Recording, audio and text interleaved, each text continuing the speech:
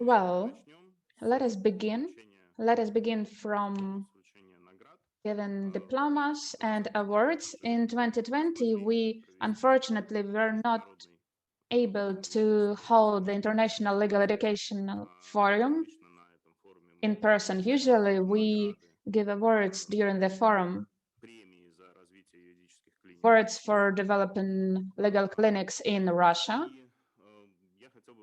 So I would like to use this opportunity, our roundtable, to remedy this situation.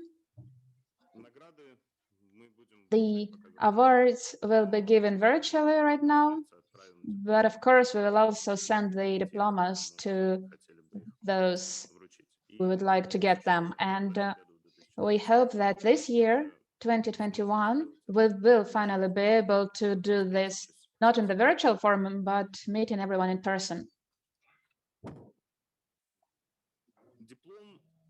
A diploma is awarded to awardee of the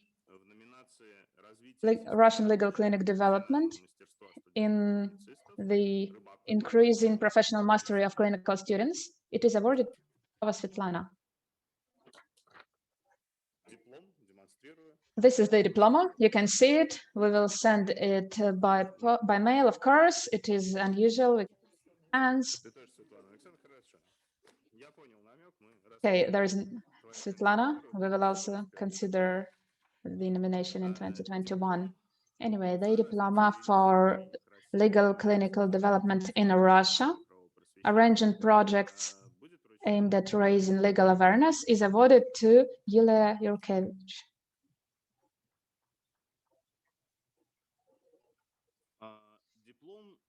A diploma for legal clinical development in Russia, many years of service in legal clinics, is awarded to Evgenia Rusinova.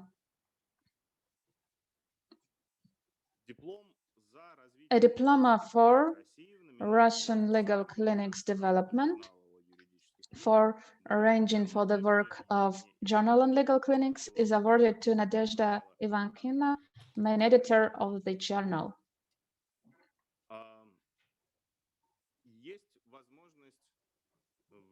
There is an opportunity to award a diploma virtually, but with a certain feedback. For the development of legal clinics, for a unique contribution to legal clinical development and legal awareness in the world, is awarded to Philip Chernitsky, and Philip is here today. Philip, we will send you the diploma, and we would like to thank you for many, many years and great efforts made by you aimed at developing legal clinics worldwide.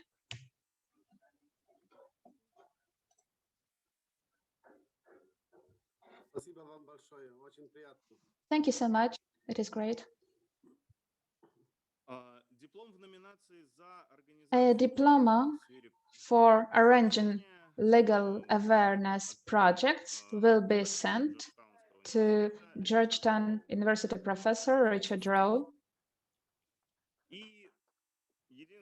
And the only diploma today which we'll be able to give in person is the diploma for developing trainings, professional trainings for clinical students. It is awarded to Baltic Federal University named after Khan, which has been holding summer schools for 10 years for law students, and the representative of the university gets the diploma, Ekaterina, director of the legal clinic.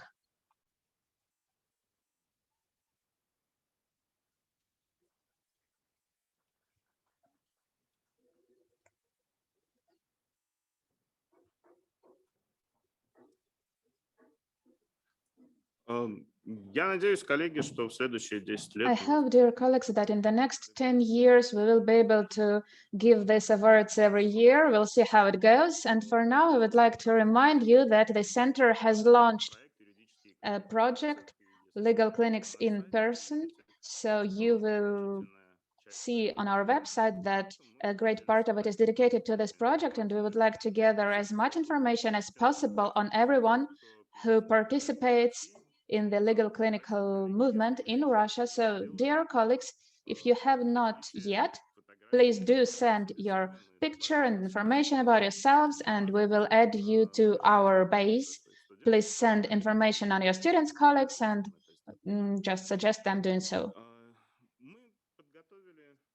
We have prepared a small video, a small presentation. Of course, I could be telling about our activities in 10 years for a while, but we tried to make it a little less boring and just present it like this. Let us watch the video, and I hope you will be interested in it.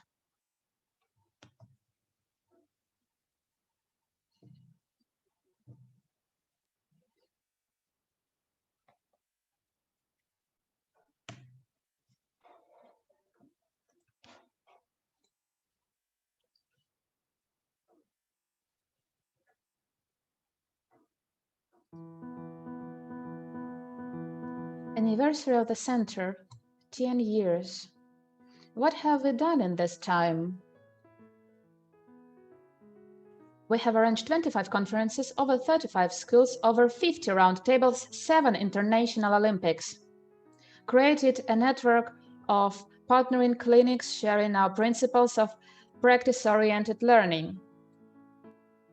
It includes our partners from 59 regions of Russian Federation and 4 countries neighboring it. Our partners have provided assistance in 150,000 cases. We have held 15 advanced trainings for professors and over 100 of separate trainings. We're developing legal awareness for citizens. Thousands of people have finalized street law trainings. We promote online education. We carry out webinars and post them on our YouTube channel. We develop remote educational courses in the form of a game. They can be taken at the online portal of the Center. We have created voluntarily standards for legal clinical activities. Issued manuals for students and professors of legal clinics and books for citizens. Volunteers of the Center translated foreign learning and teaching materials. All the developments of the Center and many other materials can be freely accessed at our website catalog.com. Important projects of the Center in brief. One of the trademark events has become the School of Clinicists. The School of Clinicists has been taken by students and participants in the numbers of 61 to 100. Other well-known event of the Center is International Forum for Legal Education. Every year there are more and more like-minded people. The latest forum brought together 400 people from 20 countries. The Center carries out a unique international Olympics in the form of a role game among law students. The Olympics is attended by 500 students of legal faculties and 100 judges, also professional lawyers. The Center sets up trends, paying attention to urgent issues. In 2016-2017, we implemented projects on financial literacy for school children and adults. In 2018, projects on legal literacy for the elderly were held. In 2019-2020, we had projects dedicated to free court representation. The Center helps clinics in terms of material support. 19 clinics received equipment and furniture as a gift. We support the winter and summer schools of the Human Rights Academy.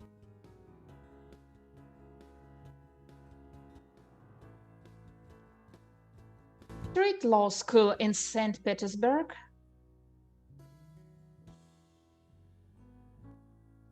summer school in Kaliningrad.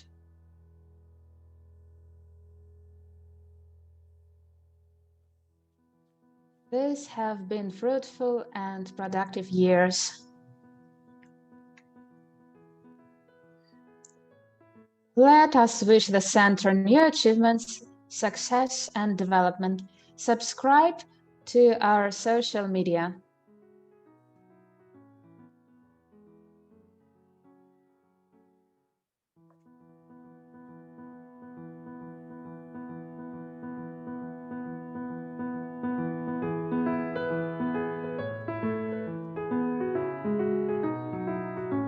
Years, for 50 round tables, 7 international Olympics.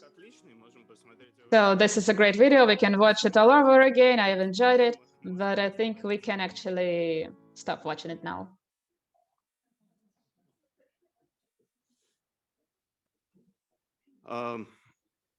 Ну, если учесть, коллеги, что все это сделали мы с вами. Dear colleagues, this has all been done by us. We started from the ground, and everything is carried out with the help of us, efforts of our people living in different countries, even in different cities. So I think there are a few things to be proud of, really, a few things to remember, which inspires us to continue our work.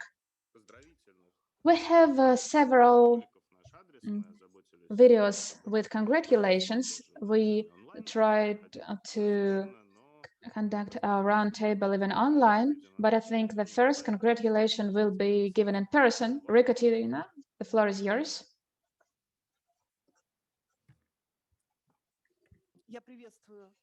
I welcome all dear colleagues, Maxim. Good afternoon, dear colleagues who have been fruitfully working for many years. Everything mentioned in the video, it all has been done by every one of us together, and it's great to see Irina here, chairman of the board of the center.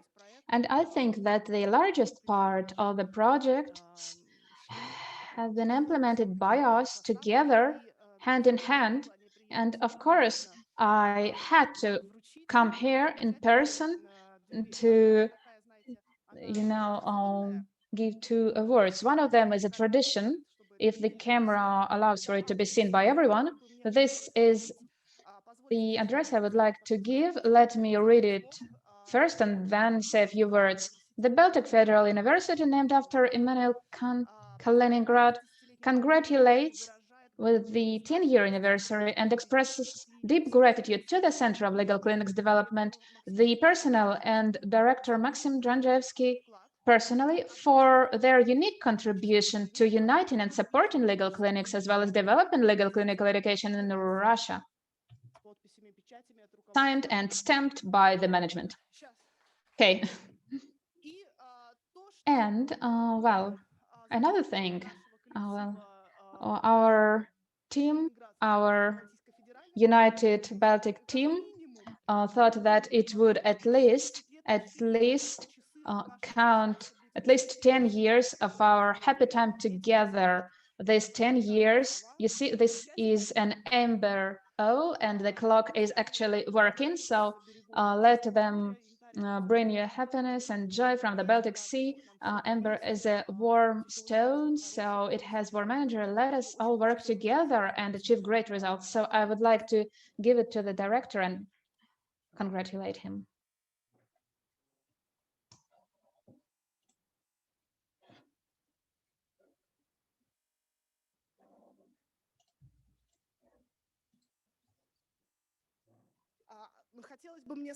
I would like to say a few words. I've been watching this video just now. When you work together with people, hold conferences, schools, roundtables, trainings, projects, letters, providing support, reports, all that flow. Of course, these 10 years have been incredible. They just flew by, but at the same time, they were so full with events, like a separate life. And you see the results, the amazing results we have managed to achieve. This video was kind of animated and brief and playful, but just take a minute to consider it. We have achieved great, really serious results. The center has seen these results together with all of us in these 10 years. You see how many clinics are united now. You see how we communicate in our chat and help each other out and exchange our ideas. I think that it is another achievement which can be discussed separately on a separate slide. The fact that we together are able to do such a great thing, and I would like to wish us all, the Center for Legal Clinics Development, allowing us to come together. I would like to wish us to continue our development and don't stop but move on, set up new trainings, new schools, regardless of external conditions. So you see, there's been the COVID pandemic, the restrictions, but we are still here. Everyone who were able came here, and you connected as well. Our colleagues from Yekaterinburg, Tomsk, dear friends, it is great to see you. So I wish you health, I wish you success. Let us continue this journey together. Congratulations to the center and the center team who, again, dedicate a lot of time and efforts. You see this video even, it was so emotional. You're doing great. Thank you so much. And it's great, really great to see everyone here joining in person and connecting online. My sincere congratulations. Let us continue the next 10 years. This is a new beginning from the point we've reached now. Thank you very much, Ekaterina. I hope that the clock will be working for a very long time. We will continue our cooperation, and maybe we will come together in another 10 years and you'll give us another clock.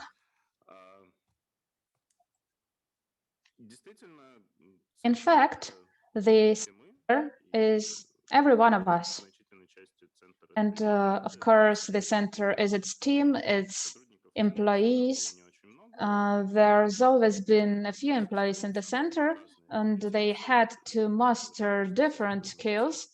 Almost every member of the team is a lawyer somehow related to clinical education, and we are also, well, for example, the creator of this video, Sergey Dmitrachev, sitting next to me,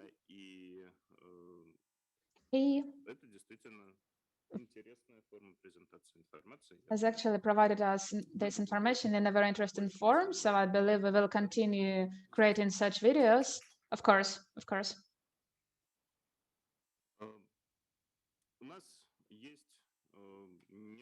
We have a couple of congratulatory videos from our colleagues who sent them, and I suggest watching them. We tried to make them brief. I think you will enjoy them.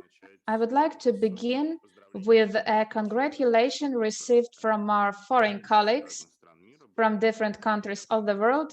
It's been so great seeing them, and we would like to share this with you.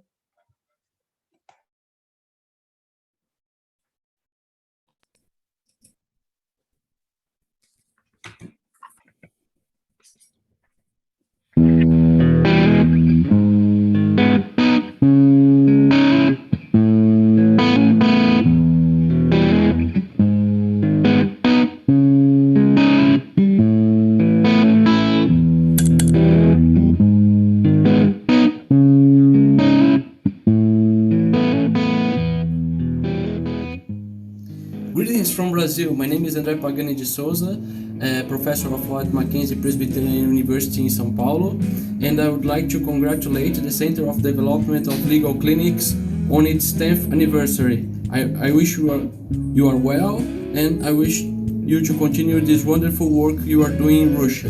Bye-bye.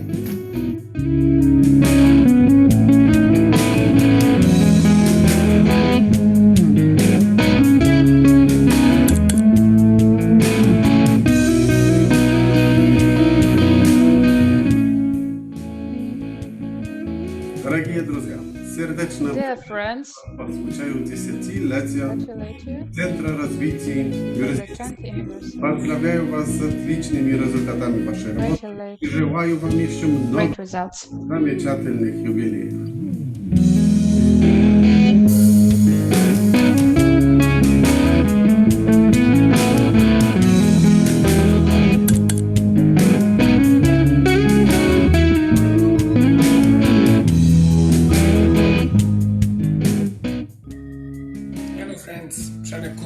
University of Łódź from Poland.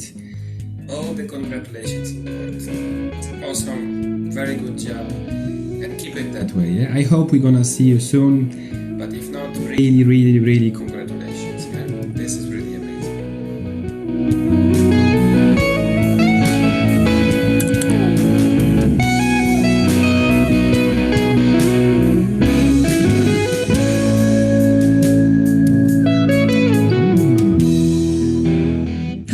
And congratulations to our friends at CODOC on the 10th anniversary of the formation of this NGO. We are so glad here at Indiana University Maurer School of Law to have had a small role in helping CODOC reach this 10th year anniversary by virtue of the projects that we've been working on together for the last 5 years or so. We really hope that CODOC continues to flourish and do good work in Russia, and that we'll be able to continue to work together in the future as well. Again, congratulations.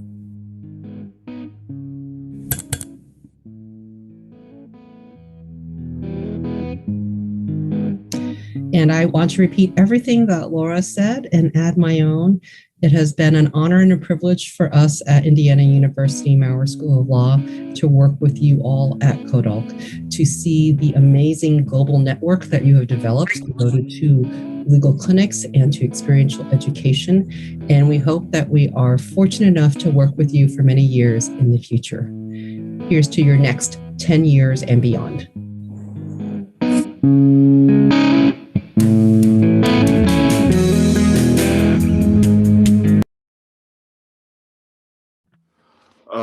Большое спасибо нашим коллегам за Thank you so поздравления. much, dear colleagues, for your congratulations. And a separate thank you for joining in today and being online today with us. The next video has been recorded by our Russian colleagues.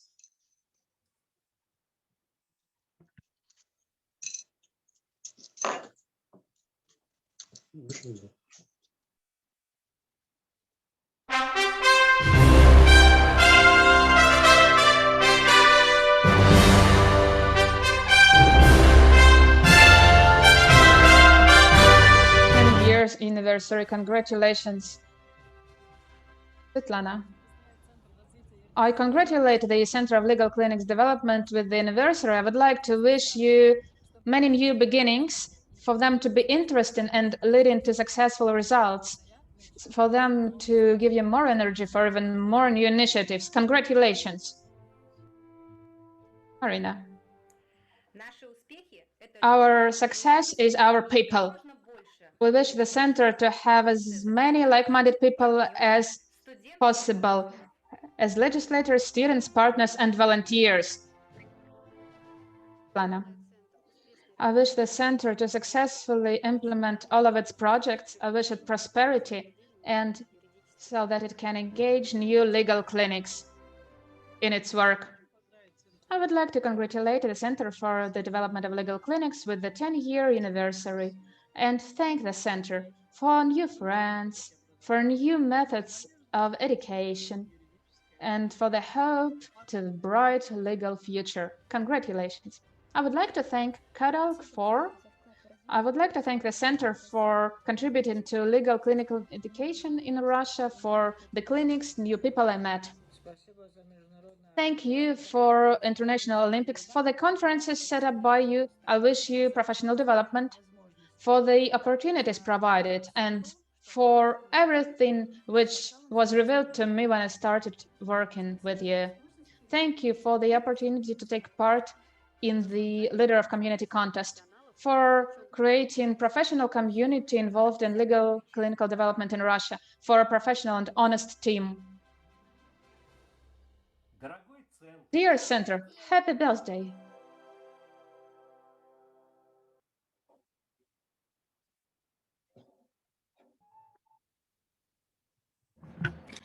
Коллеги, большое спасибо за Dear ваши... colleagues, thank you so much for your wishes. And again, many of you are present here today, either in person or online, so thank you so much. And the last video here, one of the first partners of the center supporting pretty much every our event is the company Garant, which is known to everyone in Russia for their information system. They have also sent their wishes to us. Dear friends, colleagues, and like-minded professionals, in the name of the company Garant, we congratulate the Center for Legal Clinics Development with the anniversary. Legal clinics are not only a great opportunity for our students to get practical experience, but also to bring real use to people. Dear friends, we wish you further prosperity, expanding your geographical presence and professional development. You can always count on our support in terms of technology, information, and friendship.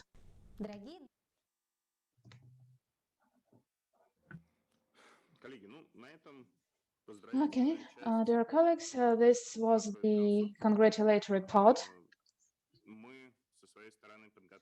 We have on our part prepared an anniversary report on the work done by us in these 10 years, and people presented here today in the public chamber of the Russian Federation can see it on paper. And for everyone, we suggest going to our website, kodok.com, and seeing the report there in the virtual form, in the electronic form.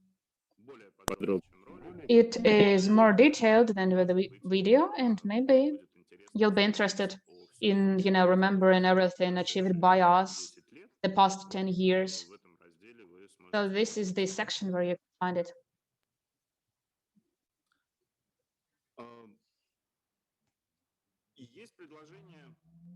Actually, I would like to suggest holding today's meeting as maybe planning for the next period of our center development.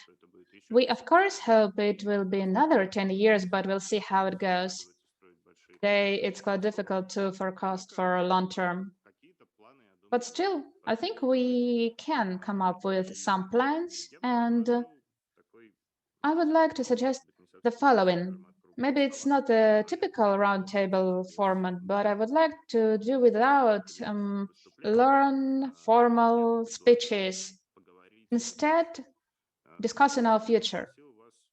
I asked you, dear colleagues, to tell us about one event, one idea, one project, one thing, one change, which you might implement or you might be implementing right now and you would like to share with everyone presented and suggest cooperation, or just, tell about these achievements or ask for support. Or I would also suggest you telling us about your dream idea or wish, well, something which you believe could be changed in the next 10 years in terms of legal education and legal clinics. Yeah, so we in the center will see it as a correction that can be implemented by us in the next period of our activity. I suggest being pretty brief and just speak about the essence, speak about the most important thing for you. Just one thing, but the most important for you today. And actually, I'd suggest given 3 minutes for everyone who would like to speak up and share something, or set a goal, or tell us about their previous or future projects, or maybe raise an issue which we would have to work on in the near future. Actually, today we don't have to arrange a queue, a line today. We don't have that many participants, so I would just continue moderating our roundtable further and give the floor to everyone who wishes to share something. And I hope that our roundtable will be more of a dialogue. We might be asking questions to each other. I don't want it to be, you know, some long speeches sequence. Taking into account the time difference, I would like to probably begin with the person for whom it's really early morning. Okay, I would like to give the floor to the head of legal clinic, Karvina Wang, who has joined us from Indianapolis, the law school. Karvina, can you hear us? Yes, can you hear me? Да, мы вас Yes, отлично слышим. yes, we can hear you great. Well, thank you, first of all, Maxime, and everyone for inviting Indiana University Maurer School of Law to be part of this amazing family and network of clinicians around the globe. It's been so heartwarming to see the videos of all that you have accomplished in only 10 years. And I hope that we will be able to be part of your family and your organization for many years to come. It is almost 6 a.m. here in Indiana, so forgive me if my voice sounds a little bit rough still. As Maxine said, I'm not sure I'm fully awake yet. But I think that for all of us, no matter where we come, looking at our students, the young lawyers who are just at the beginnings of their careers, what I worry about sometimes is how narrow their worldviews are, how little they know of what goes on in the law around the world, that they are so focused sometimes just on learning legal theory, getting through school.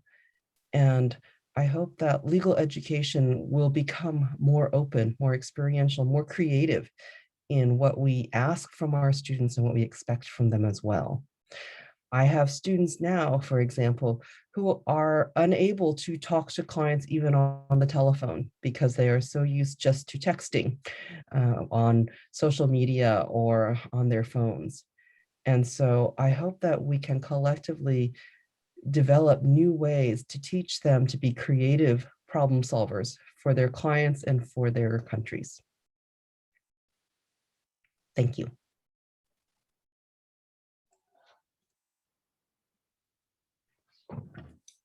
Спасибо большое, Карвина. Thank you so much, Karvina.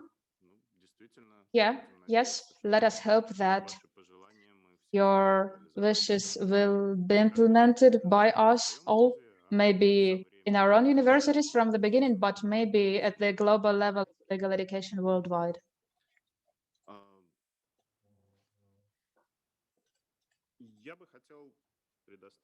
I would like to give the floor to Filip Czernicki, who has joined us today from Poland, Warsaw.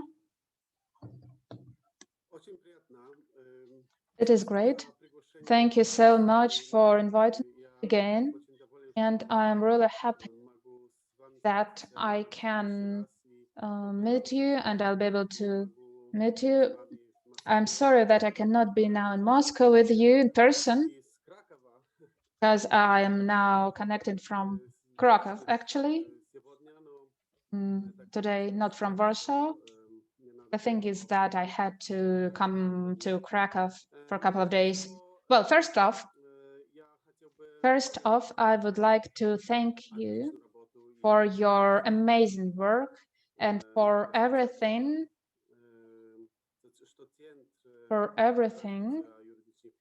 that the Center of Development of Legal Clinics has achieved in these 10 years.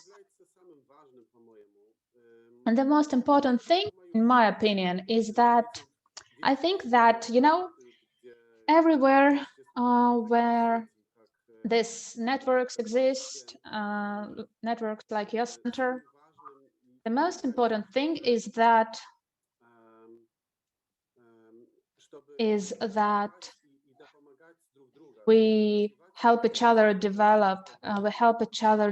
This network.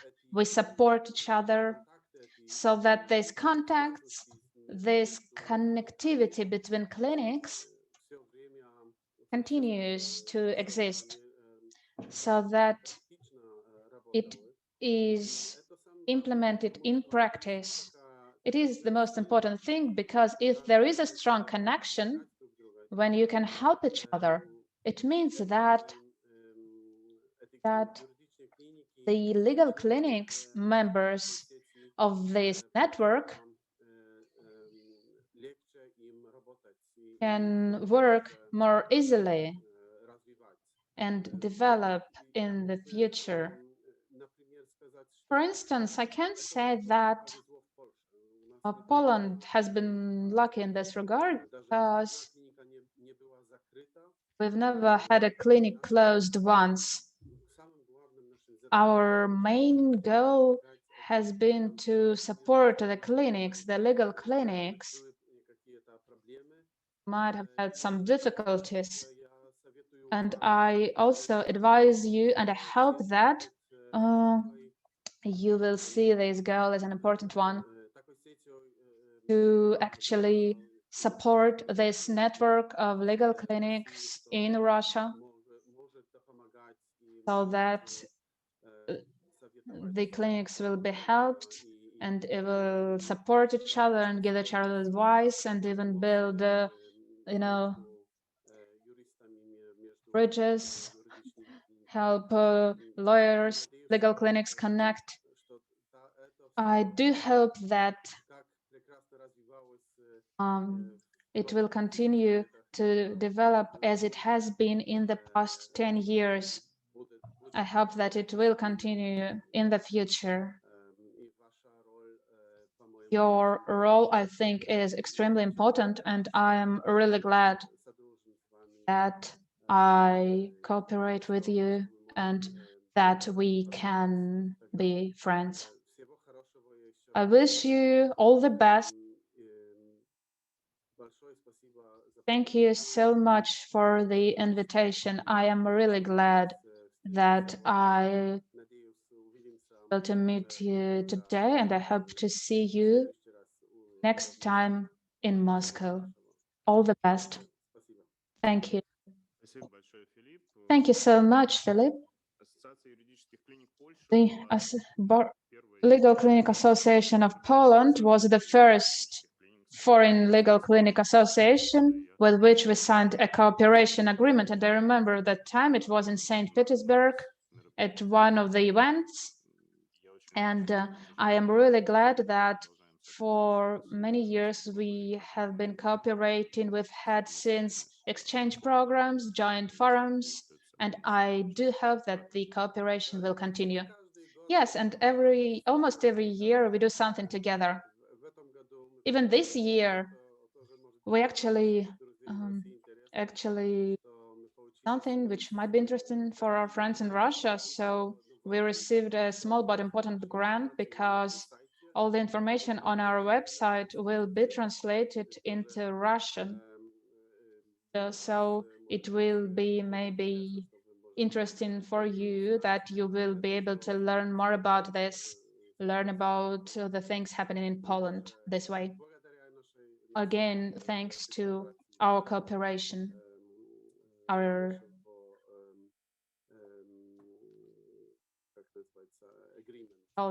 agreement between our.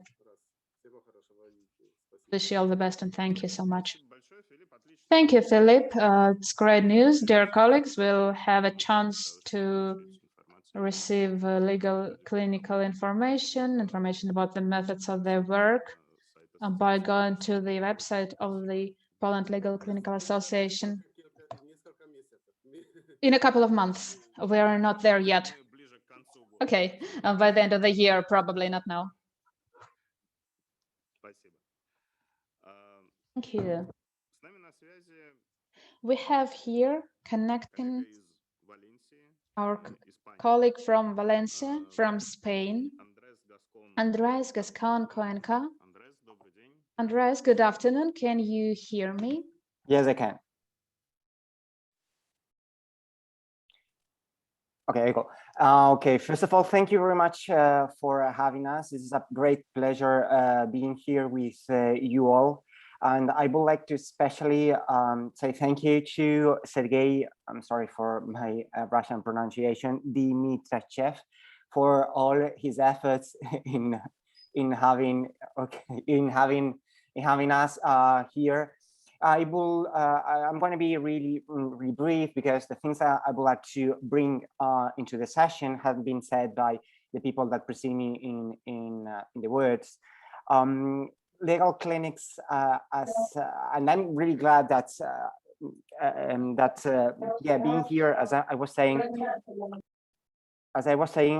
it's like a big family. We people that works in legal clinics are not that much, so it's always really good to be in touch with people all over the world.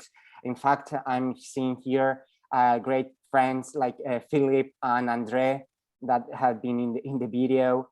Well, we have been exchange expertise in international meetings. So yes, as I was saying, legal clinics is about creating network, being part of that big family, exchange expertise, because at the end of the day, legal clinics in many societies front the same problems. As Karina was saying, I think one of the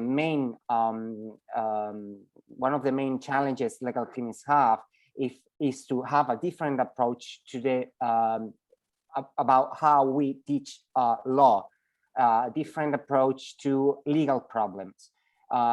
Legal clinics have an important role in unveiling structural patterns of discrimination, and I think that the way we approach the study of the law from the legal clinic perspective is a good way to do that. In fact, and thing that I would like to share with you all as well is that in this exchange of expertise, Kodkol, sorry for it's hard for me to pronounce, is doing a translation into the Russian language of a book that a colleague of me, Cecilia Blengino, and I had edited, because I got invited to the University of Turin to do that exchange of expertise a couple of years ago. The end of that professor exchange was a book where a couple of clinicians written down our experiences along legal clinics in the Mediterranean area. And I'm really pleased to announce you that a book is going to, it's been translated into Russian language and will be put available for you all for free. So I would like as well to say to Sergey, thank you very much for that, because I think it's a really great opportunity to share the expertise all over Europe and Russia, to bring those two realities together and work in order to make a strong network of connection and exchange of knowledge. Thank you very much.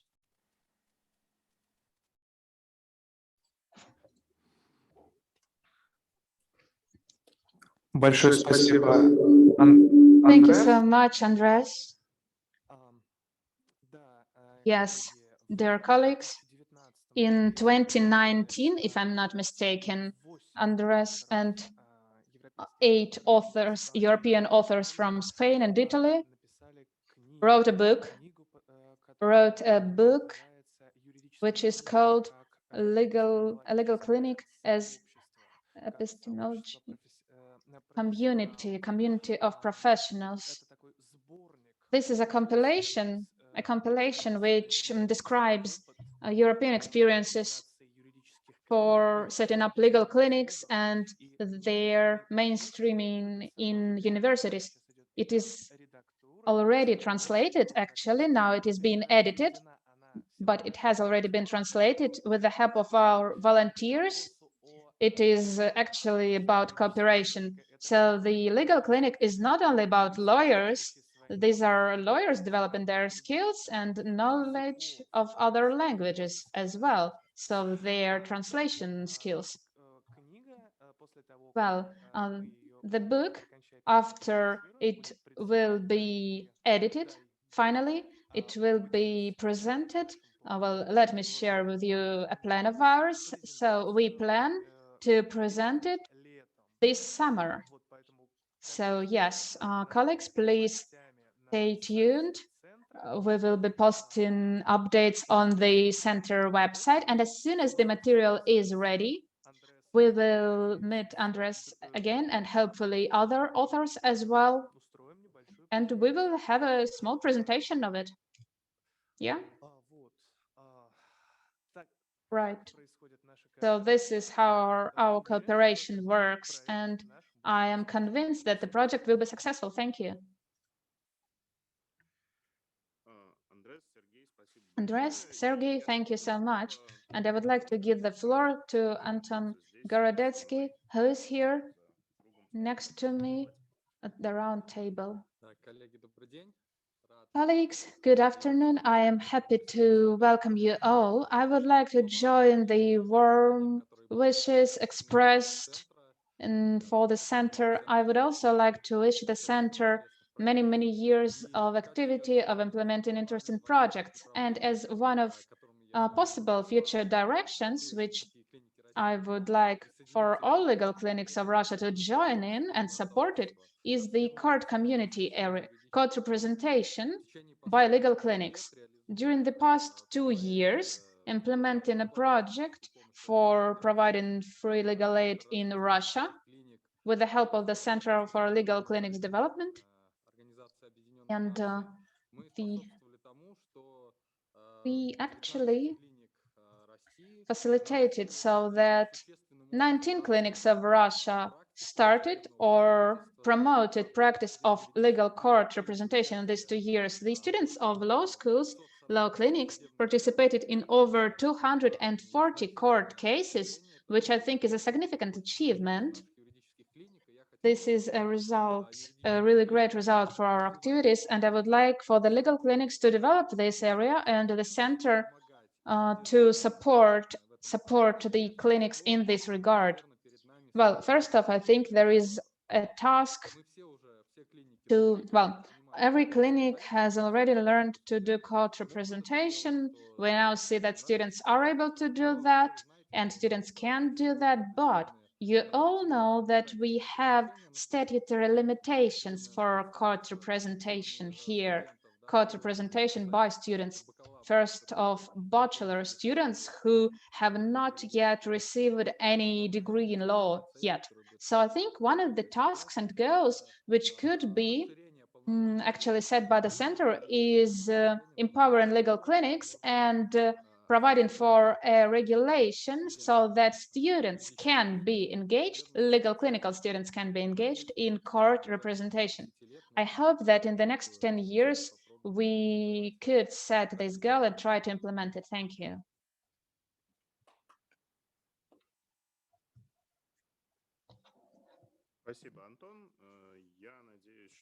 Thank you, Anton. I hope that legal clinics in Russia and in many other countries of the world will develop court representation. In my opinion, so that a law student is able to work, they need to start from the stage of their education, start being engaged in legal practice, and it is difficult to imagine this without court representation. Different countries have different approaches to that, and I do hope that we will continue our communication with the colleagues, exchange opinions and experiences.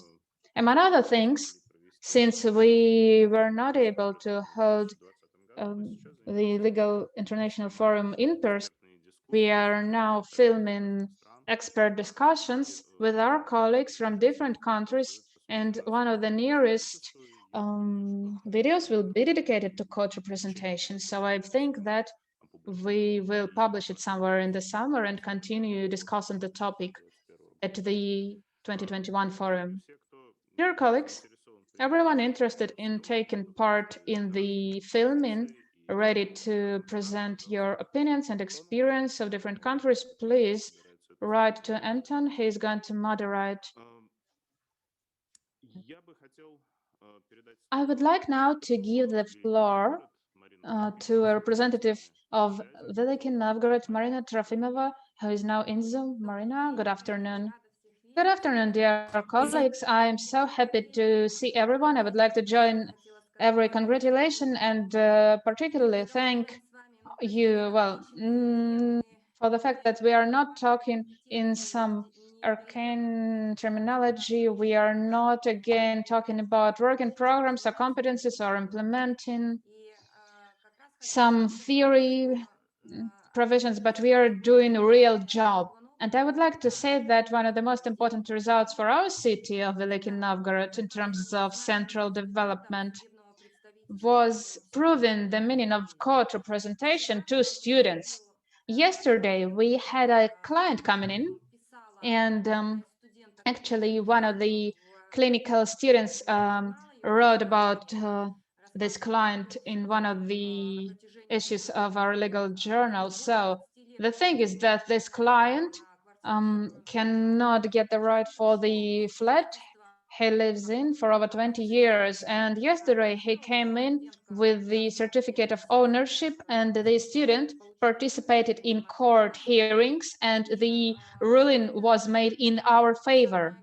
And I think this is the main proof of the significance of this line of work, of our clinic and the center. It is when a person having tears welling up saying thank you to us is there. And we are continuing our work. Dear colleagues, can you? Yes, we can hear you. Okay, so we are continuing the work. And since we are an educational institution, we need to introduce a kind of a system in our activities. So we have now prepared a first manual on proof.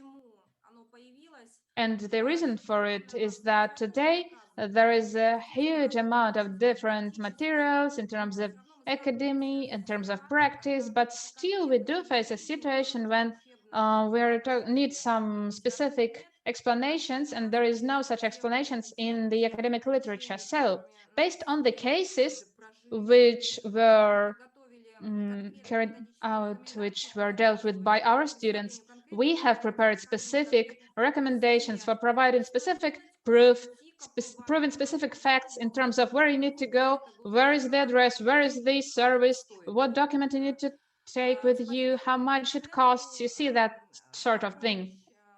So I thank the Center for the material support provided by us within the Leader of Community system.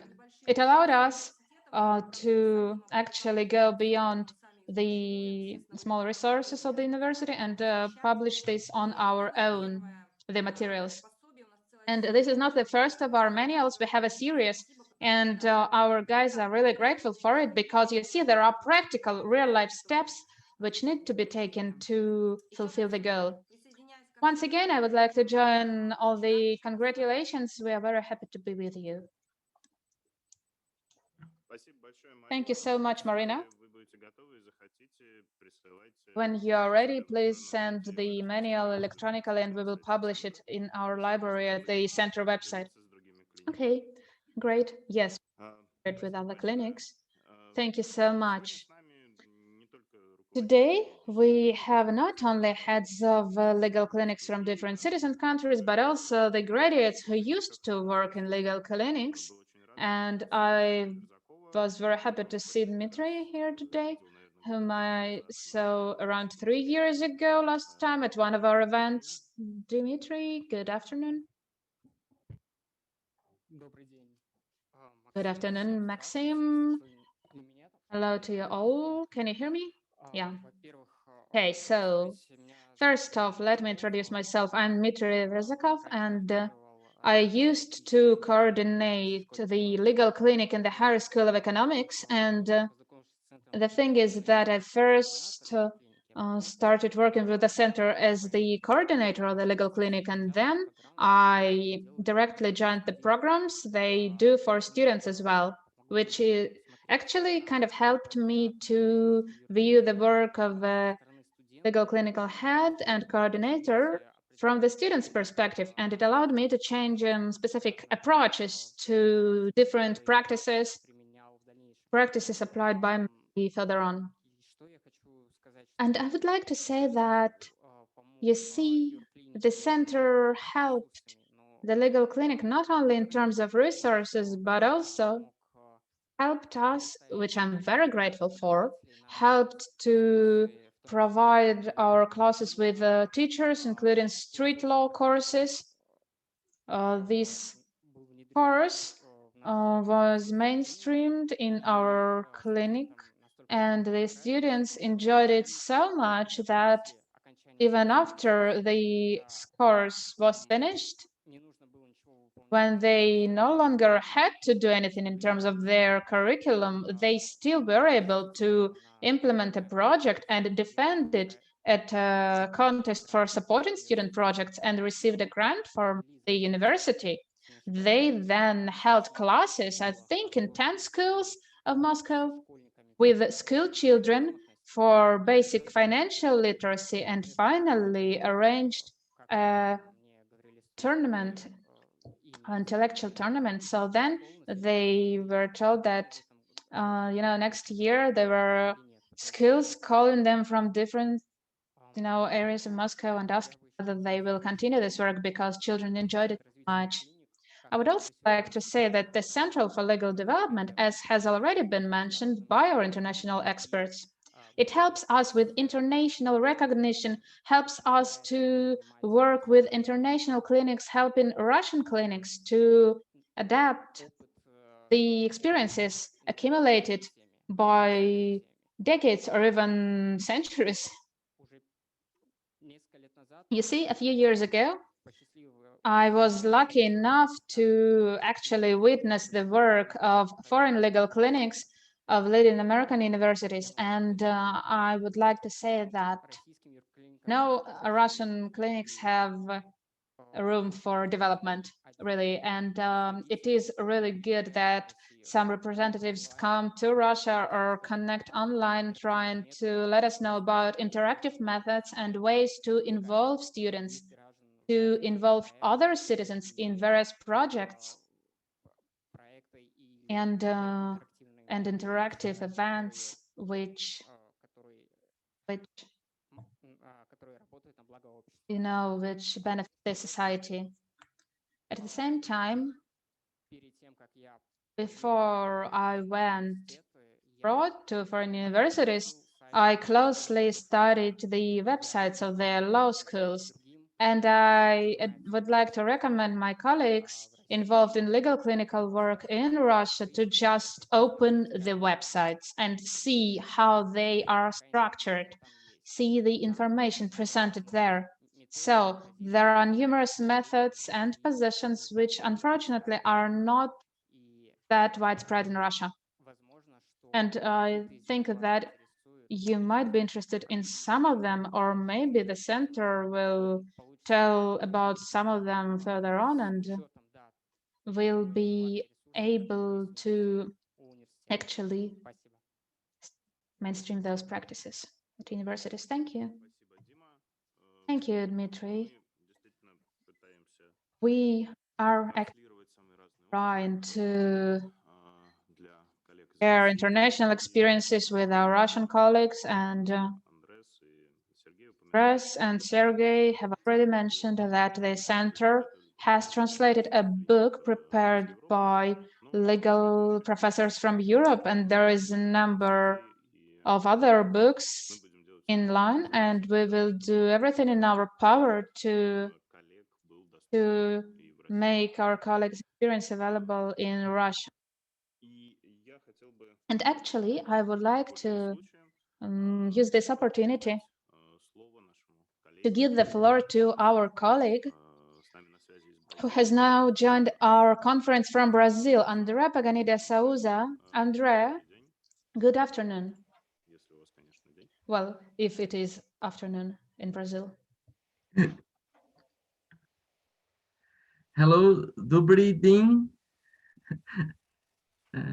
Here actually it's 7:20 in the morning. Well, it's an honor to be here, and thank you so much for inviting me.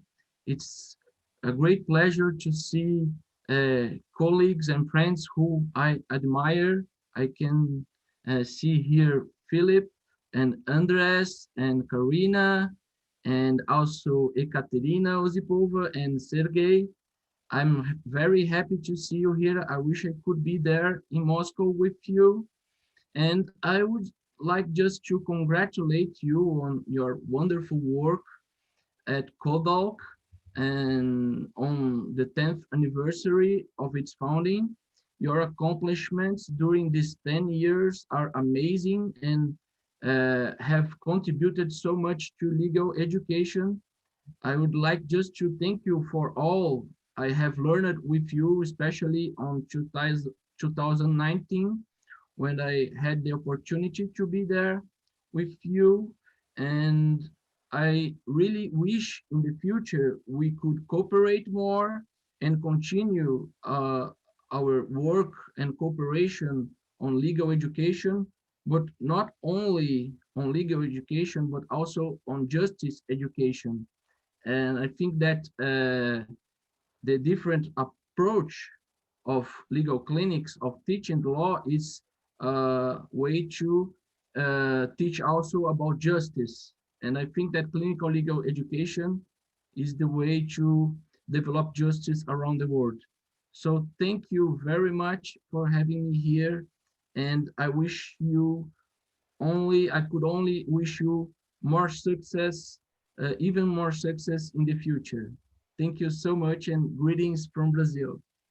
Bye-bye.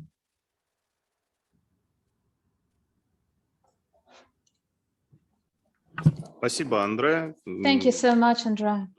I think that yes, legal clinics worldwide implement the idea of the social, social focus of legal activities. And I would like to believe that our joint work facilitates this, achieving global justice. I would like now to give the floor to another graduate of a legal clinic who is here today, Diana Sagayan, who has a master's degree of the Moscow Legal Academy. Diana, the floor is yours. Can you hear me well? You can, okay, great. So I welcome all my colleagues, including the employees of the legal clinic. And of course, I would like to join the warm words already said and wish the center even more achievements in the future. I think that we will be able to do so. Speaking about the problems which need to be further addressed with our attention, I think these are the problems we can see from our students' perspective. The center exists not only with the help of supervisors and professors, but also thanks to the students. And due to this, I think it is worth mentioning that we might increase the number of students interested in taking part in the clinical activities. The thing is that it is not that easy. Being a student, I know that it takes quite a lot of time, and not every student is ready to, find enough willpower and dedicate so much time to it and actually participate in resolving legal issues of the citizens coming to us. This is why I think that we need to improve our incentive system for the students taking part in the clinical work. I think it might take the following form. For instance, providing some manuals to them, arranging for events outside of campus, or taking, giving them opportunities to participate in clinical schools, giving them any kind of incentives to actually motivate students to take part in the clinical work. And also, I believe that it is necessary to increase the number of teachers, instructors, supervisors, because being a student, I also saw that there are around 3 or 2 instructors, but I think the number of them needs to be increased so that our professors will be working directly with the legal clinics, and so that the amount of them is bigger, because the clinical activities need almost every professor involved. Well, this is it from me. Thank you so much for your attention. Thank you, Diana. As before, so in the future, the Center will support legal universities and try to facilitate their activities for legal clinics development, so that the legal clinics have more professors working there. Of course, today in Russia, it is one of the main problems for legal clinical education. The problem is that usually teachers and professors take part in the work voluntarily, and it is only done by those of them who can dedicate their free time to work with students. I feel huge respect towards these people, and actually we as professional communities need to additional attention to involving more volunteers and law practitioners who could pass on their experience on the students. Could I say a few words? Yeah, sure. I have to mention that there is a trend. You see, the practitioners and supervisors coming into clinics, there is a large number of graduates. So I sincerely call for every student present here today who will watch the video of this meeting. I really call upon them not to forget about legal clinics where they worked, and instead come there in a while and communicate with students, help the legal clinical development, pass their knowledge on young colleagues. You see, this is how I actually came to the clinic. I mean, came back after I was a student there. And I know about other colleague experiences going through the same path, more or less. You have no idea how rewarding it is to, of course, I am still pretty young, but it is so rewarding to communicate with the younger generation, not to fall behind, Thank you. So yeah, I think this is the message I had. Thank you. Yeah, of course. There is a number of legal clinics as of today, understanding that finding support from university administration might prove really difficult, but they receive the support of graduates. This is a great model. It works. And I think that the current state of higher education shows us that we actually should rely upon ourselves and only then on the institutional systems. I would like to give the floor to Irina Lukyanova now.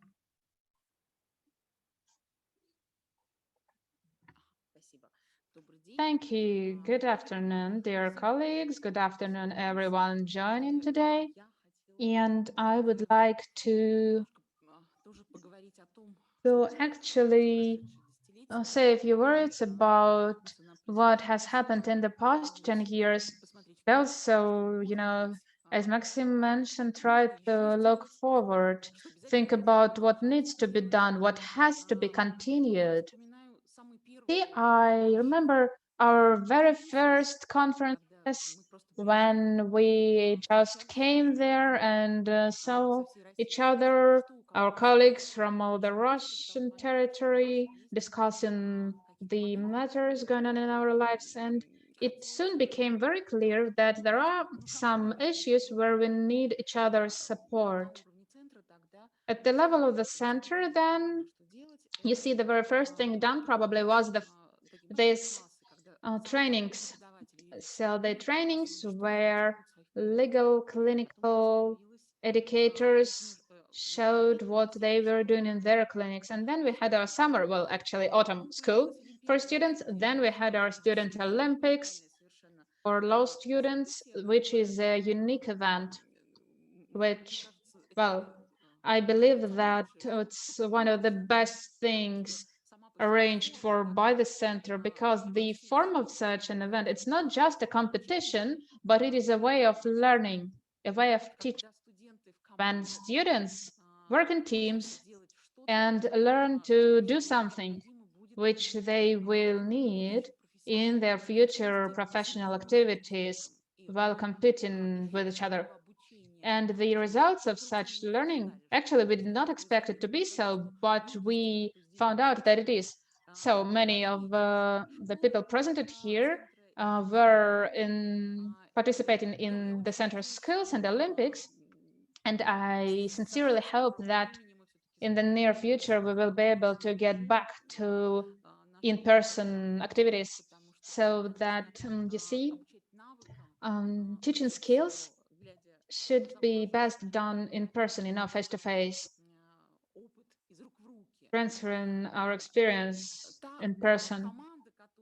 And the team which worked in the beginning of the center's foundation, which made this brave decision to establish the center, I would like to now remember who was there. Maxim will help me if I miss someone. Yelena Abrosimova, Olga Protopopova, and Natalia Badaeva from Rudin, Maxim Dranjevsky, Anton Gorodetsky. These were the people who just said, we need to move forward. Who's with us? And it turned out that the people ready to support this initiative and help it and share the experiences they had with the center, to actively engage in the work at the center. So we found out that there are quite a lot of such people, because clinical movement in Russia began back in the middle of the 90s of last century. So by the time of the center development, we had already had quite a vast experience accumulated, but there was no team to unite everyone. And so the team which managed to do so is the team of the center. And I would like to really thank Maxim personally, to thank Yelena Abrasimova, who were actually, they were, in this very first moment, were the driving forces of this movement, and they still are. Thank you so much, Arkady Gutnikov, who has done everything in his power so that we come together, as in the beginning of the millennium, so that we see this network growing. If we see the reports on the center's activity, it will be surprising how many partners the center has today. And it is great that in the past few years, these are not only Russian clinics, Russian universities, but also the clinics are centers bringing clinics together from the abroad.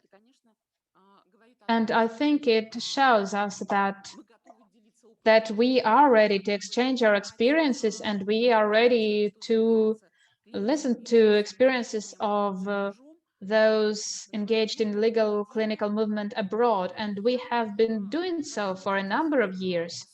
I would like to pay particular attention to the work of the center related to aimed at teaching, aimed at teachers and legal clinical organizers. So this was our initial task in this regard, to support First and foremost, support from the methodological standpoint.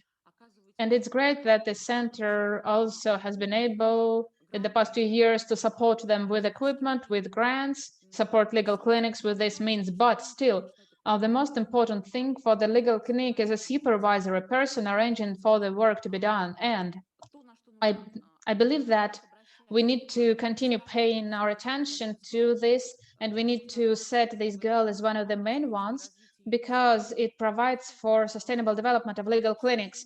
This is methodological support for clinical organizers and teachers, educators.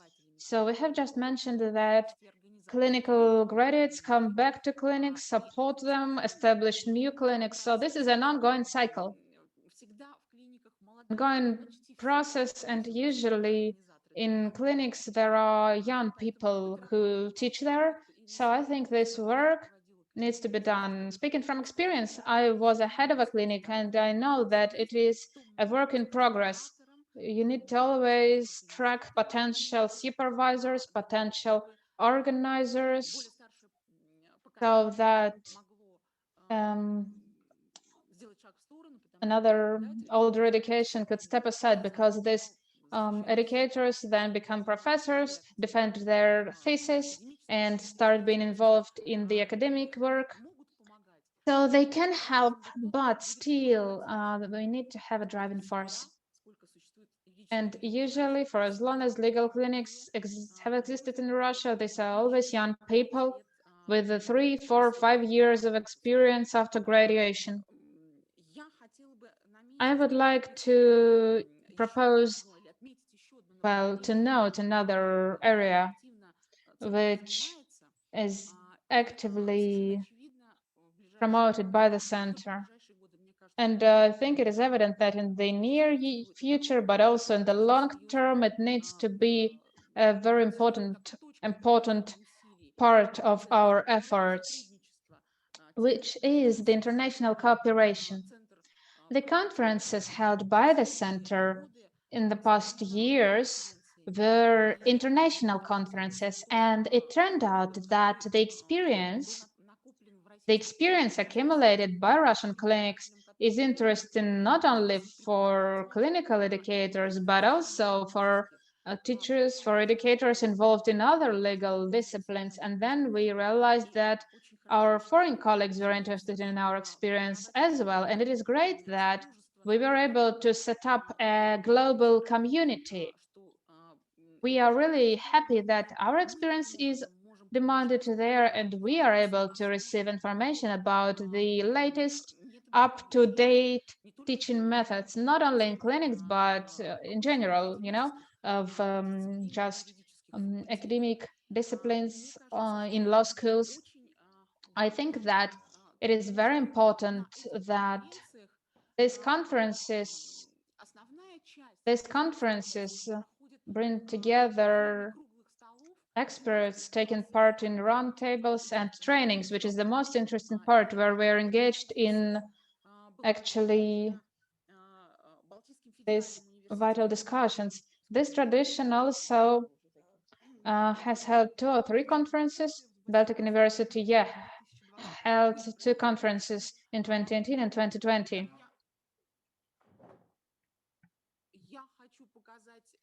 And I would like to show you the result of this conferential work, a manual issued by the Baltic University following the results of the latest conference. So these are the teachers' conferences, but the Moscow conference always involves students, and we were always discussing and disputing different aspects of it. So it requires additional attention, but still, we don't reject this experience. So we also see something important, something interesting there when teachers' conferences are attended by students as well. And again, there is a live discussion with students, because for them, there is not one event anymore, but a series of interesting trainings, roundtables, and this way we involve our legal clinical students in our great and amazing community. Regards the areas which for legal clinical movement in Russia seem to be important, and they need to be dealt with seriously in the future. These are the two areas. I think the first one is that we need to, it's time to unite the Russian legal clinical experiences, bring it together and see what is the best place for ensuring high quality education, the best practices of ensuring high quality education in legal clinics. First and foremost, I mean the quality of legal aid provided by students in legal clinics. So how do clinics do that? How do they ensure that? I think we can dedicate special parts of conferences to this topic and maybe create a number of methodological recommendations to help other clinics perceive this information, which is quite topical. And the difference between a legal clinic and a student client intake for the public.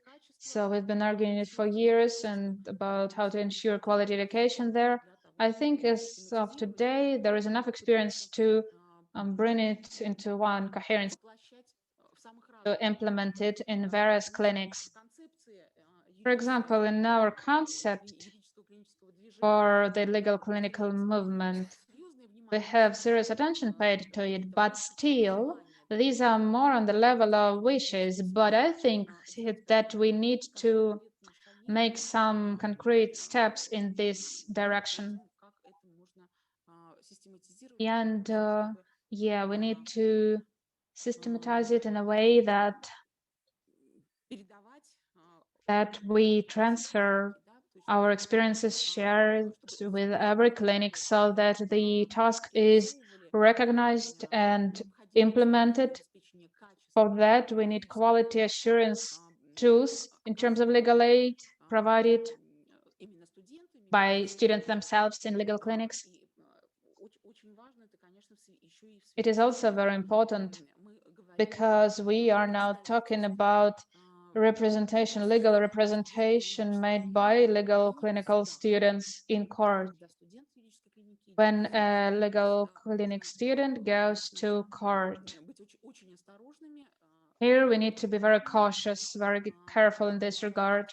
And it has to be a great school for a student, but it doesn't, it cannot harm the person represented in court by the student. Another area which I would like to highlight, actually, in the past few years, I've been reminding about it, about this area, about this issue. So this is the issue of professional ethics in legal clinics. Professional ethics is now, as a separate discipline, is now taught in legal universities and law schools, but still it is about professional ethics overall in terms of legal profession, but in terms of legal clinics and in terms of experiences, we had these experiences in the end of the 90s where professional ethics was taught in legal clinics, meaning the professional ethics when a lawyer works as a consultant, as a legal aid provider. There are separate issues of professional ethics in legal clinics, providing free legal aid to their clients come to the clinics. So the general rules adhered to by lawyers worldwide in their work with clients. They are, of course, relevant when working in legal clinics, when students provide this legal aid for free with the clients, with the visitors of the clinic. So I think it is very important for legal clinics and for the center, meaning that we work with, new lawyers who need to understand what is professional ethics and who need to be able to recognize ethical issues in their future profession. They need to understand how these issues need to be addressed and why, in fact, why they need to do that. So why they need to be able to see these professional issues and why they need to be addressed following particular rules. Talking about the activities of legal clinics, so professional development, professional skills development, I think we need to pay attention to the skills. The skills which are even today very on demand, and they will continue to be so in the next decade, that is for sure. So I would like to highlight, well, we deal with this, but still, I think we need to maybe further emphasize developing these skills, focus on it. I mean, communication techniques. The thing is that in our life, you know, for the last year, we've mostly been on the internet, and we see that personal communication is still on demand, and it cannot be fully substituted by remote communication. It can be a great tool, a great help, and it is great that it exists. So when we don't have an opportunity to, for example, advise someone in person, for Russia, for every other country with great territories, this is also an opportunity to provide free legal aid to those who cannot personally come to the legal clinic, to those who cannot come because of health issues, who cannot come to a legal clinic and get a piece of advice. Nevertheless, a true professional lawyer has to know how to communicate with a client, because a relationship of trust cannot be established through the remote communication. Well, at least there are some real difficulties in this regard due to the lack of face-to-face contact. It is difficult to establish the relationship of trust. Irina Nikolaevna, I would like to specify and use an opportunity to talk to our American colleagues, actually. So the two aspects you have told us about, talking about communicative skills, Karolina has mentioned them today. So for some students, it is easier to text a client than talk to them in person, right? And another point is about ethics. American clinics and American legal community overall, in terms of the ethical component, has moved forward because they see this tradition since the beginning of the last century in terms of ethical development. So, Karolina, if I may ask you two questions. First off, Karolina, could you please tell us, how do you develop these soft skills, communicative skills? Are there any trainings in your clinic? And the second question, it has to do with ethics. I know that in the US, this tradition, as I've mentioned, is an old one, but is there any particular ethical training? What are the tools you use to improve and develop communication and ethics? Thank you. Thank you, Sergey. So first, talking about communications.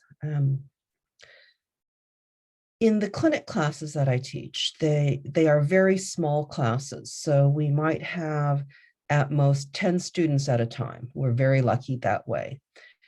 And what I do then is to try to create a community where students feel comfortable talking, just as human beings, first of all, not so much as lawyers, because the students who go to American law schools are at that point very privileged.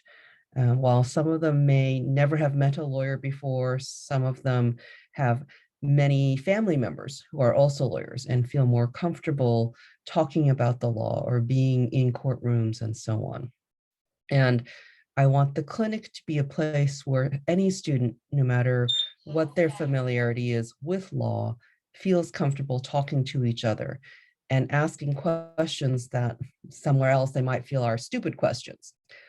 So we spend a lot of time at the beginning of each course developing the classroom community and using exercises that start students talking to each other, not just about theory, but also about emotions and problems.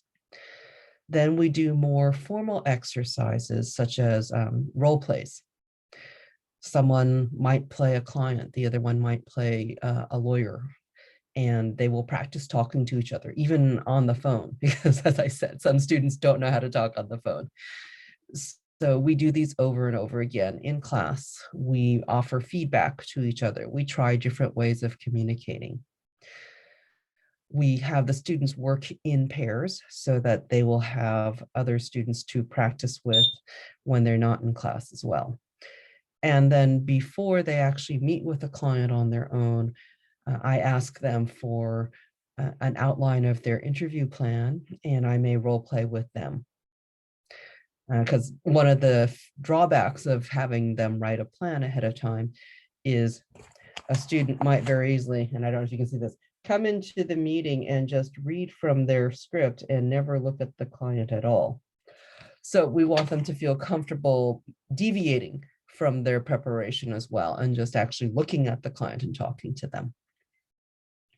And then after they finish their interview or other meeting with the students, the clients will do the same thing. We'll review what they did. We'll talk about what they liked, what they would like to change as well. We'll talk not just about the information they gathered, but what they notice about the client in terms of communication. Like, did the student always stay very far away from their client and look like they're not really paying attention, or were they leaning in and really talking and looking at their client as they were as the client was talking to them? So things like that. On the ethics side, American law schools are required to offer formal professional conduct or professional responsibility training to all of its students. And most states in the United States on their bar exam will also include an ethics component. So every student is trained in the theory of professional conduct. What is not always trained is what those ethics look like in real practice. And so again, most clinic classes in American law schools will talk about ethics in practice. It will range anywhere from how to keep information confidential. Students have a hard time with that because they think, oh, well, I filed a motion or a petition in court, so anyone who can have access to the court will be able to see what I've written for my client. And we have to help them understand that just because we filed it doesn't mean that we can then share that information with our family, our friends, or anybody. Sort of the difference between what a lawyer's responsibility is versus what, say, a reporter's responsibility would be. Confidentiality is a big one. The other thing we do is we talk more generally, though, about professionalism. What does it mean to be a lawyer, to talk respectfully about our clients, whether we are in the room with them or not? What it means, though, also to have boundaries between ourselves and our clients. Many, many, many of my clients, for example, are very, very poor and have experienced a lot of trauma in their lives. So our students are not always prepared to hear what our clients have to tell them. Sometimes it may be a story of very severe child abuse. Sometimes it involves sexual trauma. Sometimes they have spent a lot of time in prison. And we want the students to understand how they respond to their clients with openness, showing that they are emotionally receptive to the information our clients give us. And even if they have a personal concern or reaction to what the client may have done or experienced, that we show openness to the client's story, that we don't just talk about their stories to other people as well. But because so many of our clients have these trauma backgrounds, they are not always aware of the boundaries, the professional distance that has to happen sometimes between a client and their lawyer. So we will talk about that as well. I live in a very small town in Indiana, and it turns out that one of my neighbors is also one of my clients. So I have to work with them about, making sure I don't call that client on my home phone number, because he will and has shown up at my door. He has met my whole family because he's knocked on the door. And what we do as lawyers then when that happens, and what I have to explain to my family about what they should do when a client shows up. I have to tell my students, because they all have cell phones, please don't ever use your cell phone. Our clients will call you at any time of the day or night if you aren't careful. And that's a matter of making sure you present always professionally. I don't know what kind of message you have on your phone, but making sure that whatever that official entry point is with your client is very professional. I don't know if that answers your questions, but if you have more specific thoughts about that and how what we do compares to what you do in Russia, in Spain, in Poland, in Brazil, I would love to hear that as well. Thank you so much, Karvina. So just to sum up, the student ice-breaking activities are very important from the beginning to create this comfortable environment, right? And also the aspects you have enumerated.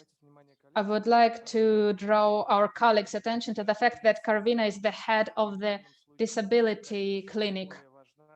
And ethics is even more important there, at least at the level of, using all the words of calling your clients, so that not to insult them. Thank you so much, Karvina. Irina Nikolaevna, sorry, I have kind of interrupted you, so please continue. Dear colleagues, thank you so much for your comments. I will be glad if we have a dialogue here at our round table, but so that we speak not at the same time, I will have to moderate the round table and give the floor to different participants. So let us really try to work on these issues so that our legal education is more practice-oriented and so that legal ethics plays an important role in it. Actually, we see a number of suggestions coming into our chat for the participants of the roundtable here in Moscow. You can, read them to you here. So there was a suggestion to create a united certificate on legal clinical work.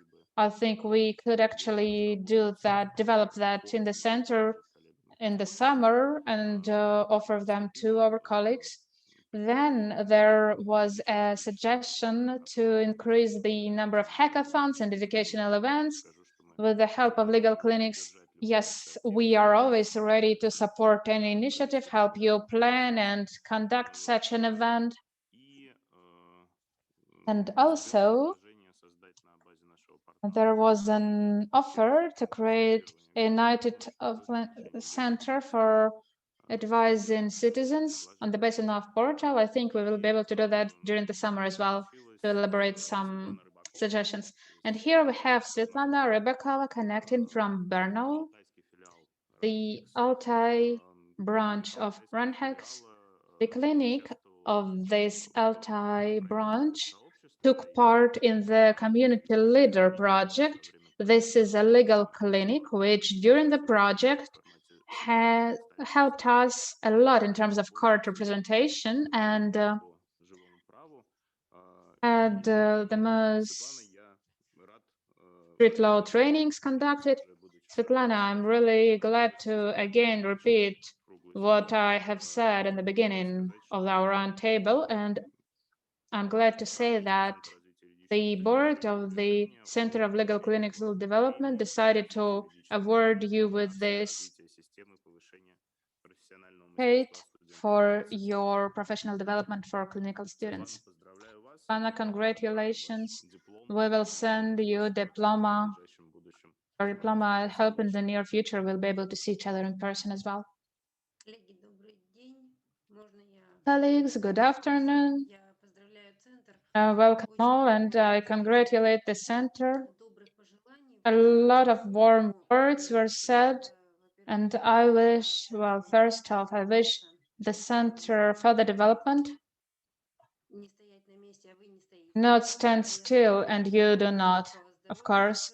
I wish good health to all the team, because we were implementing our community leader project in the conditions of the pandemic, and we hope not to see anything like that in the future. We hope that everything will get better. So I express my deep gratitude for the participation in the project, and I would like to personally thank you for this award. You know, our Altai region is far away from Moscow, and it is difficult for us here to, well, implement some innovations which might be working in Moscow for a couple of years already. But thanks to your center and the events held by you, we have an opportunity to take part in such, you know,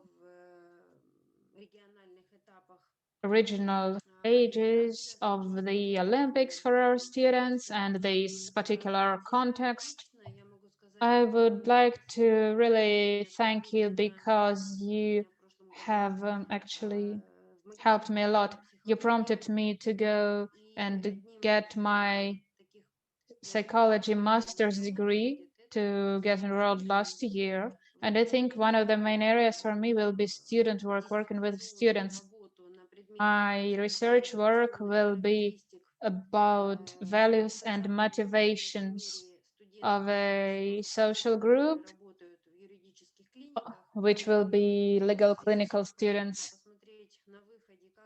Like to see how students now have their values shaped. This is why, you know, I'm not even sure. I don't have enough words to express my gratitude for the center. But probably I would like to suggest something. When implementing the projects and participating in the court representation, we understood that our legislation prohibited students from participating in the cases in the Court of Appeals and Cassation Court. So maybe the center will help us to establish some events to not only work on bachelor preparation, but also master's preparation, so that the students have an opportunity to participate in trial court hearings and also courts of the second instance for court representation, because I had to be the representative in the court of the second instances because the students didn't have their diplomas yet. So I think we need to expand our outreach to master's students as well.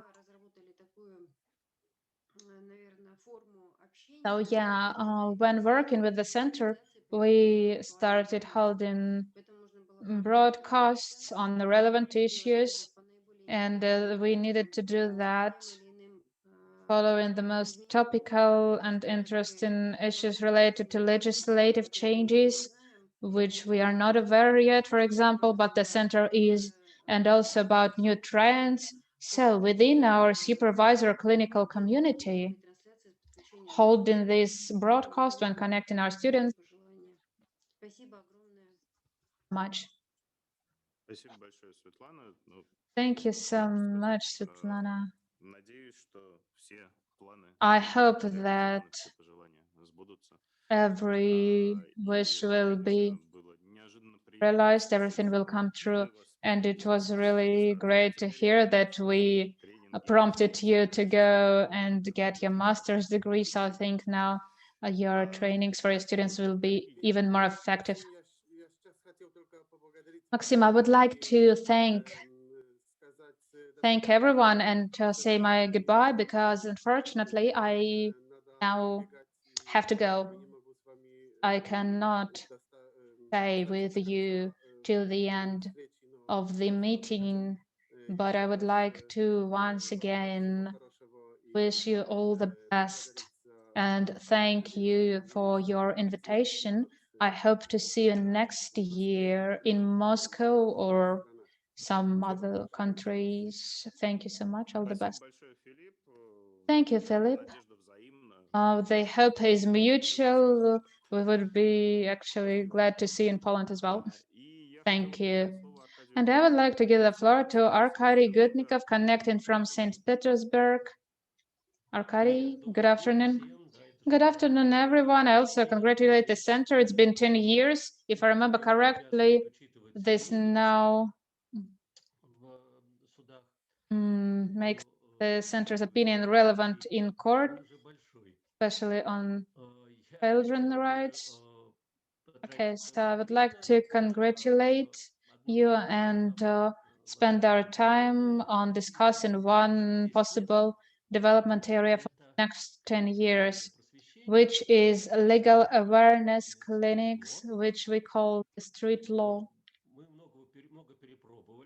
We have tried a number of activities in this regard for the last few years. I believe that, well, ideally, in a couple of years, every clinic like for it to have an area of street law working with the dedicated supervisors, dedicating quite a lot of time to this. Clinic can be open for even first-year students up to senior students, you know, masters or postgrads, work with customers, with clients, for everyone. And the most important thing is for such clinic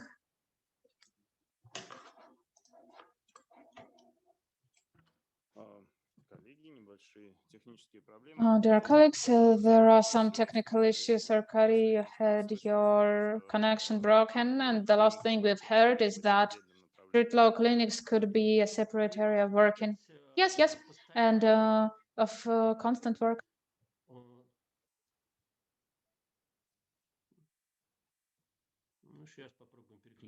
I'll try to reconnect.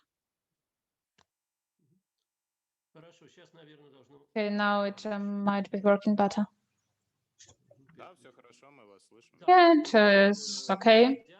Okay, so ideally, I would like to see this work of clinics with dedicated curator, supervisors, dedicating their time to student training and raising legal awareness and developing new programs, projects, contests, interactive classes.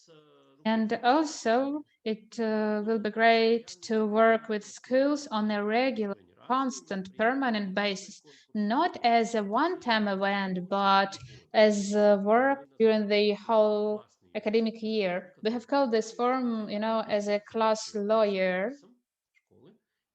And when a partner lawyer agrees with the school to work with it for a year, at least once a month, holding a class, preparing curriculums, programs, preparing these children for moot courts and other contests for human rights, for instance. So these long-term partnerships can be prospective. And also, we have tried to work with school children of different ages. For example, this year, it was great to start a program, First Class Lawyer. We called it Working with First Graders. Well, it is a great pleasure, but also great use, because the ones who try to be engaged in that, they see that these kids have, you know, they're very open-minded and creative, and they have great analytical abilities. They see what is right and wrong. They just feel it and they enjoy imitating court processes. They work from both sides. They participate in moot courts and the results are great, even better than the senior high schoolers students, so they become really interested in it. So the demand is really great, and I hope that we will be able, from the central side, we could consider this particular area to, jointly come up with projects and streamline our methods. And talking about the networks,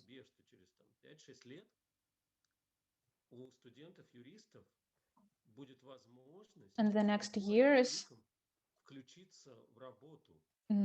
our students will be able to engage in legal clinical education, engage in specialized clinics where students from different countries can be involved, and even supervisors from other cities, they can also invite experts, law practitioners from other cities. They can all work on a case, and a client can be elsewhere in any part of the country.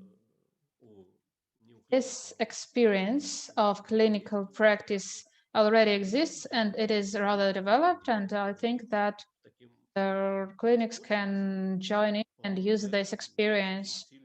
I think this would actually strengthen our joint capacities without eliminating, of course, our traditional work, our routine work on developing basic skills, fundamental skills on cases and clients there. So you see, we can specialize, we can diversify and introduce new areas for our clinics. Thank you so much. Happy birthday. Thank you so much, Arkady. This is a serious strategic goal, but I would like it to be implemented. We will continue working in this regard. Thank you so much.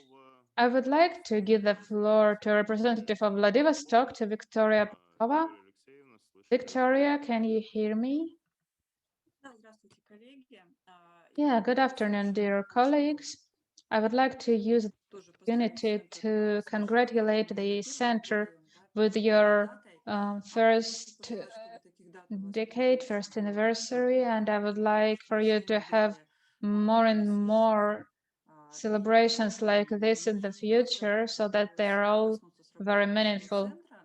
It's been not so long ago when I started working with your center, but in this short period of time, I was very impressed by your work, impressed by the number of like-minded people you managed to join and unite around you, which is really important. I wish you professional development. I wish you to receive support from the legal community. Somebody has already mentioned the support of legislators as well, right? So that you always have friends and like-minded people. I wish you success and development.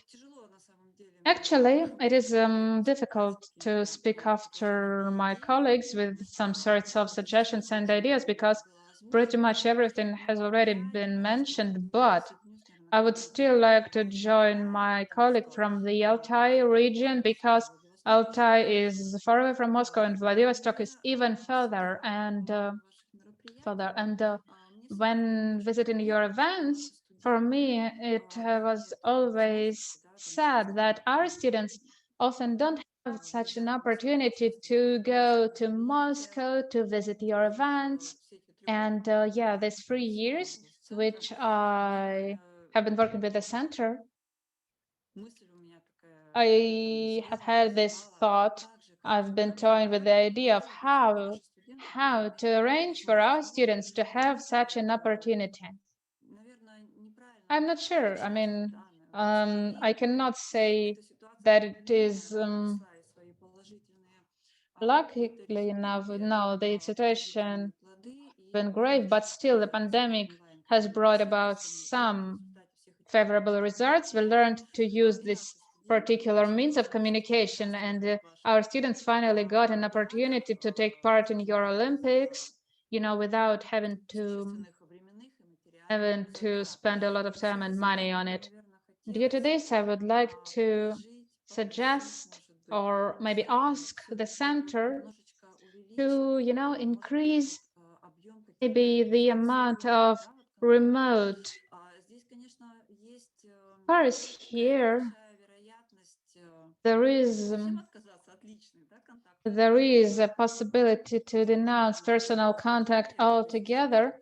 When we are in our area and we participate in a Moscow event, it is pretty tempting, to be honest, to do this way and not to go anywhere, not to fly anywhere, but still, as colleagues have mentioned, there is no replacement to face-to-face communication, but still, this remote learning and remote events would really help our students to actually harvest your knowledge, use your methods and your experience.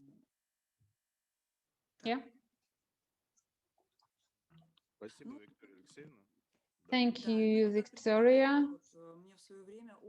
As a professor, your methodological developments have been a huge help for me. And from an educator's standpoint, I would like to see more specialized, updated developments and materials. For example, I love your webinars, which you started posting, and our students enjoy them a lot as well.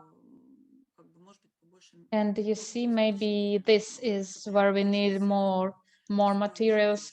This is really valuable for the beginning educators, because in clinics, we usually have quite a lot of young educators, and in our clinics, we invite law practitioners. They share their experiences, but on the one hand, there is experience, but also there are methods for teaching, and practitioners don't always have these skills to present information to teach, so methods will be useful.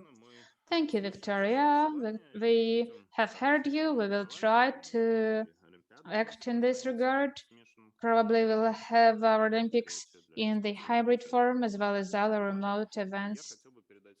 I would like to give the floor to Svetlana Serebrinkova.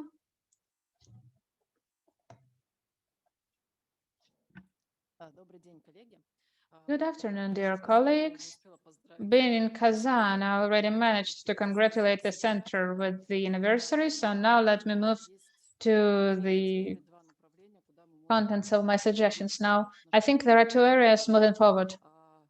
First off, Irina Nikolaevna actually has told us a lot about these important aspects already achieved and the areas for further development, right? And so Irina has highlighted the importance of developing communicative skills in students when talking in person to other people. But also, even before Irina mentioned that, I had another thought written down. You see, as of today, whether we want it or not, but we see the growing amount of online remote communication in our life. I think it is very important, hence, in line with the in-person communication, it is important to develop professional skills in students of remotely working with clients. Students might say it is easier for them, but it doesn't mean that it is more efficient. You see, the previous speaker also highlighted the role of the center in terms of developing methodological materials used by us, including in terms of communication with our clients. So I think that one of the areas activities for our activities could be methodological developments for remote communication, online communication, maybe with the client. Moving further, I think the issue is how to teach students this, of course, without prejudice to the communicative skills for in-person communication, face-to-face communication of modern lawyers. So another area I think which needs to be focused on by the center is working with supervisors and mentors. A lot has been said about it today, about the importance of such work, but I would like to further emphasize the development of supervising skills, mentoring skills for people working with students and the students interacting with clients. You see, we pay a great deal of attention to teaching educators or mentors who hold classes, hold trainings, and based on these trainings, students go to legal clinics. Yes, it is important. Let's continue this. But when during these events we talk to each other, I, for example, see that these are different things. You see, one thing is to teach somebody to carry out trainings, but another thing is a mentor working with a student who talks to clients. So these are different techniques. We might discuss how to work with our supervisor. Yeah, we have the skills. Thank you. Thank you so much. Thank you so much. I think these suggestions can be taken into account when holding another trainings. I think we'll be able to conduct both our forum and trainings. I would like now to give the floor to representative of Samara. Vyacheslav is online. Vyacheslav, good afternoon. Good afternoon, dear colleagues. Thank you for an opportunity to speak. Hear me? Okay. So it's been 2 days since we saw each other off where we, met at our advanced training in Samara. We had our heads and instructors from legal clinics there. I'd like to begin by mentioning that this event is always very important for our clinical. It helps them to recharge, get out of the rut, and see some things from a new perspective. Also, you see that the clinics are working, are progressing, mainstreaming innovations, which really determines the area for legal educational development of just practicing in legalese and arcane terminology. So I'm really great to see you all here. I congratulate the center. In 10 years, it is actually very meaningful. And yes, I now remembered about the first time I came to the center's event. I think it was the autumn of 2016, if I remember correctly. And yeah, it was the first time when I saw how the issues interesting for me might be interesting for other people as well, for actually a great number of people, like-minded people from all across the country. And there was the opportunity to discuss these questions at the center's platform, to share opinions, to develop the ways to resolve these issues. This is really important. When joining meetings arranged by state authorities, for instance, the Ministry of Justice, supervising the free legal aid area, then from time to time, colleagues from the Federal Ministry of Justice, they sometimes say that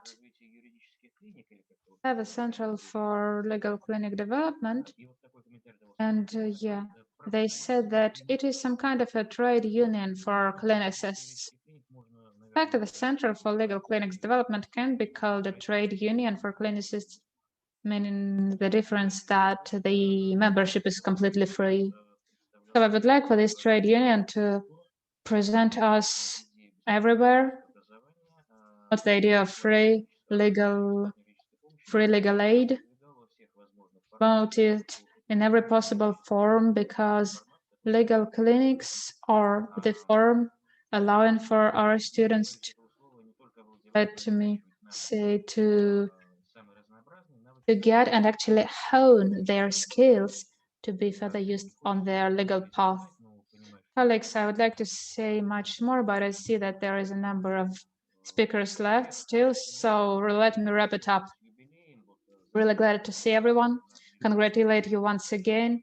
The task for the next decade, for instance, introducing changes to the legislation and providing clinical students an opportunity to speak in before courts, even courts of the second instance. So I support this greatly, and if you need any kind of support from our Samara clinic, I'm ready to get involved.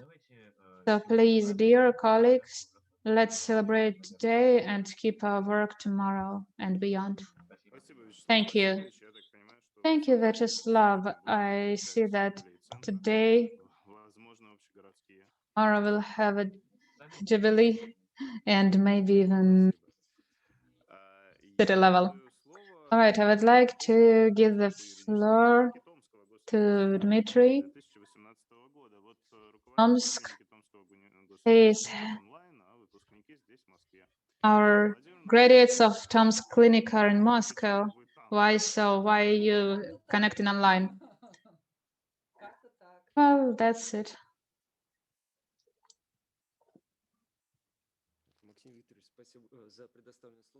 Maxim, thank you so much. Tatiana, good afternoon.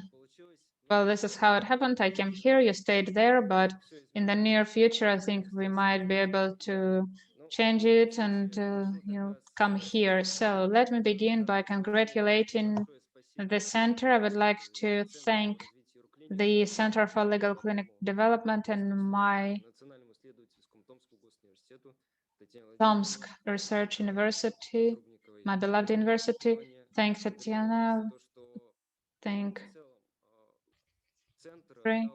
for the center providing me with everything during my student years, giving me the best memories. I was lucky enough to participate in the International Olympics for clinical students and summer school in Kaliningrad, and these were one of the best memories which will stay with me forever. I met some people who I can call my friends, and during this time, I was able to, resolve particular issues with these people and see how they work and get to know them really well. In terms of interaction, you see, I graduated from the legal clinic as a clinicist given legal aid in 2018. So in terms of suggestions, I would suggest the following. If there is any work in or implemented program, then are not implemented, then in terms of developing and elaborate. So the first thing is about courses. As our US colleagues have mentioned, as Karvina has mentioned, and as Arina has mentioned as well, first off, we need to develop communicative skills and skills for clinical students interacting with the clients and the world. Here I would like to suggest considering the implementation of additional rhetorics courses first off, then also professional ethics, and modify the specified courses, because as far as I'm concerned, we do have some courses, professional ethics courses, when we study the specified issues, but still, I think it makes sense to consider these issues in terms of closer cooperation between legal clinics and specific disciplines during university education, because sometimes our students complain about the lack of practice-oriented learning. I also suggest us considering an opportunity about introducing a file management course. As our colleague from Veliki Novgorod, Marina, mentioned, he mentioned that in this particular regard, they developed a book on appropriate practices, so how we might resolve particular issues in particular situations. In this regard, we need not only students how to act in terms of the law, but also include particular mechanisms. For instance, you have a volume with your documents, you're going to look through 250 pages, and that will be enough. For example, here you have a power of attorney, you should have it notarized. So you see these very practical issues which are sometimes overlooked, not only by, by educational institutions, but even at workplaces, they overlooked. For instance, a very young specialist comes to a workplace and they're not told about this. So I believe that our students, our lawyers, need to achieve great results in everything, and they need to come prepared, including in terms of these very practical skills. As regards developing practices, number of suggestions were announced on systematizing legal clinical experiences. Here I would like to see how it goes in terms of Supreme Court practices, and we might also issue our reviews of legal clinical practices for the whole Russia, typical and non-typical cases. Now telling about an algorithm for resolving a particular issue. This is it from me. Thank you again for the floor given. Thank you. Thank you so much, Dmitry.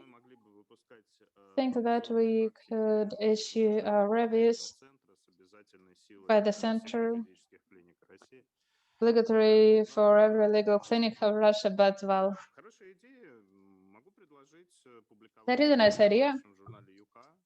I suggest everyone who wishes to do so to publish in the journal dedicated to interesting cases, and our professors, teachers, I think this is a valuable remark, because students actually have a demand for the education to be more practice-oriented, for it to be as close to real work as possible. I now give the floor to Andrei Varavin, director of the legal clinic of Nizhny Novgorod, who always participates. Sergei Morzakov is not here with us today. He's somewhere in Nizhny Novgorod, and he worked his students. So, Andrei, the floor is yours. Good afternoon, colleagues. I would like to once again congratulate the Center and to say a few words on the experiences of our clinic in Nizhny Novgorod, and to comment a few issues.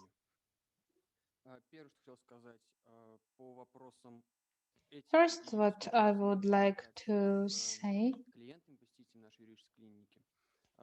terms of communication with our clients coming to a legal clinic. So in our Nizhny Novgorod legal clinic, we are all for personal communication with clients and direct involvement of our advisors, of our students in personal face-to-face communication with clients. Our legal clinical center, for more successful communication with our legal clinics. So we usually hold our trainings involving different non-profits, for example, representing social groups.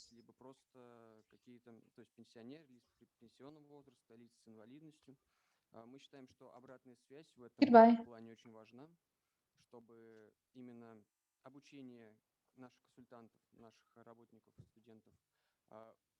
Этики общения с некоторыми группами лиц велось не только от преподавателя к студенту, но и от непосредственно тех, с кем конкретно работать приходится в силу нашей деятельности. Как по опыту нашей юридической клиники, это помогает именно построить более профессиональную коммуникацию с нашими клиентами и, в принципе, помочь студентам лучше ориентироваться в вопросах именно этики общения, потому что особенности, естественно, есть у многих слоев нашего населения. И второй момент, который хотелось бы обсудить, это дистанционное общение с клиентами, дистанционные консультации. Ввиду коронавируса, ввиду пандемии, мы тоже столкнулись с такой проблемы с такой ситуацией. А тут стоит отметить, что наша юридическая клиника работает, как уже было сказано, в основном только вживую, в формате дежурств, в формате дежурства студента, нашего сотрудника на территории какого-то территориально-общественного самоуправления на территории центра еженедельного. И формат перехода в гибридный такой формат, в онлайн-консультации, достаточно сильно ударил по вообще нашей работе, ввиду, что это, во-первых, обленило клиента, возможность онлайн-консультации почти полностью обесточил наши центры очные. И вот такой момент хотелось бы тоже вынести на обсуждение, то есть и на разработку. Как сохранить, допустим, такой формат работы именно полностью очный, полностью живого общения с клиентом, который, например, производится в нашей юридической клинике, и соединить это с онлайн-форматом и не потерять при этом клиента. Спасибо. Спасибо большое, Андрей. Я думаю, что наша задача работать прежде всего в том формате, в котором удобно клиенту. И сегодняшние технологии позволяют, в общем-то, эти форматы сочетать. Здесь нет никакого водораздела. Мы можем встретиться, пообщаться лично, договориться о передаче материалов дистанционно, потом провести видеоконференцию, затем встретиться, подписать документы перед судом. И мне кажется, что современные технологии связи, они вот это деление, которое было лет 10 назад, типа там очная консультация, дистанционная, по почте, еще как-то, современные технологии делают деление бессмысленным. Вот. Давайте будем пробовать разные форматы. Если нужна помощь центра, мы готовы ее оказать. Напомню, что существует автоматизированная информационная система юрклиника, которая позволяет полностью вести электронный документооборот. В этом году мы ее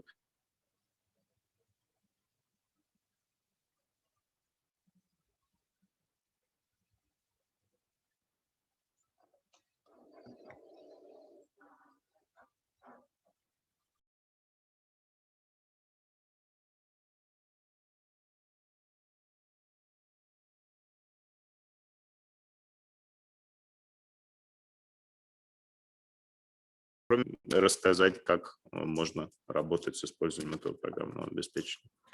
Я передаю слово Але Абдулаевой, выпускнику юридической клиники юрфак НГУ. Спасибо большое за предоставленную возможность и за интересный сегодняшний формат встречи.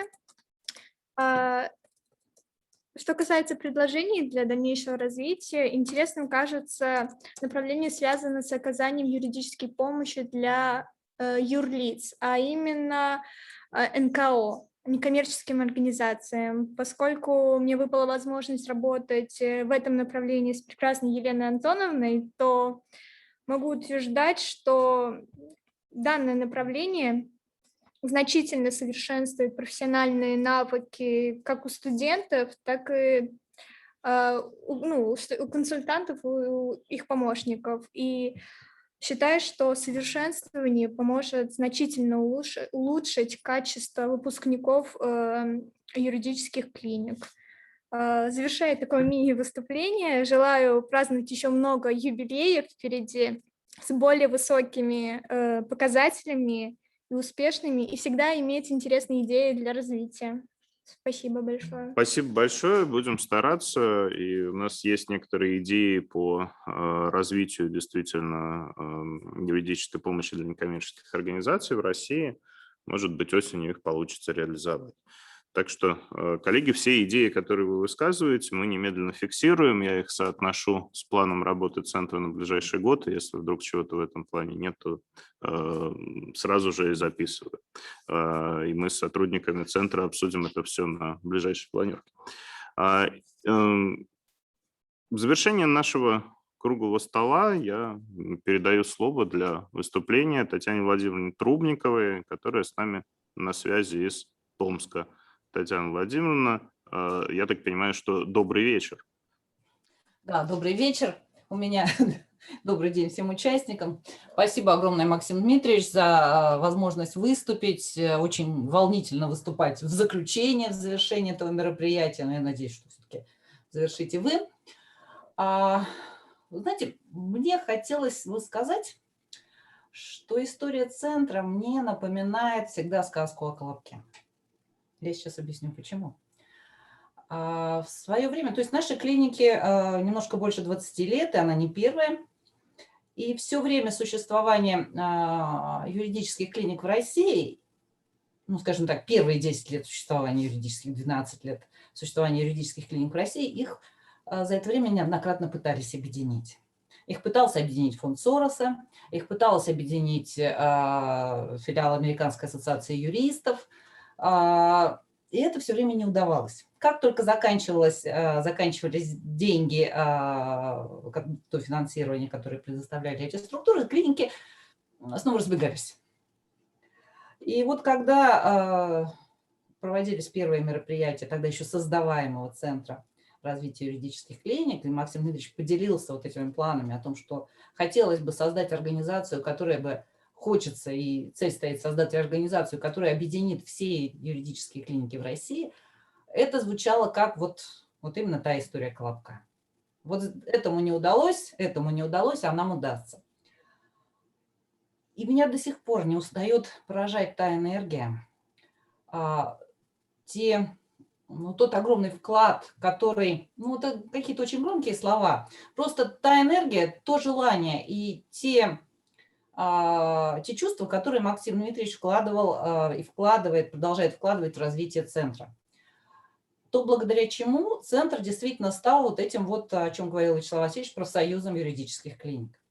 Я попыталась как-то обобщить, не знаю, насколько это, то, зачем нам центр.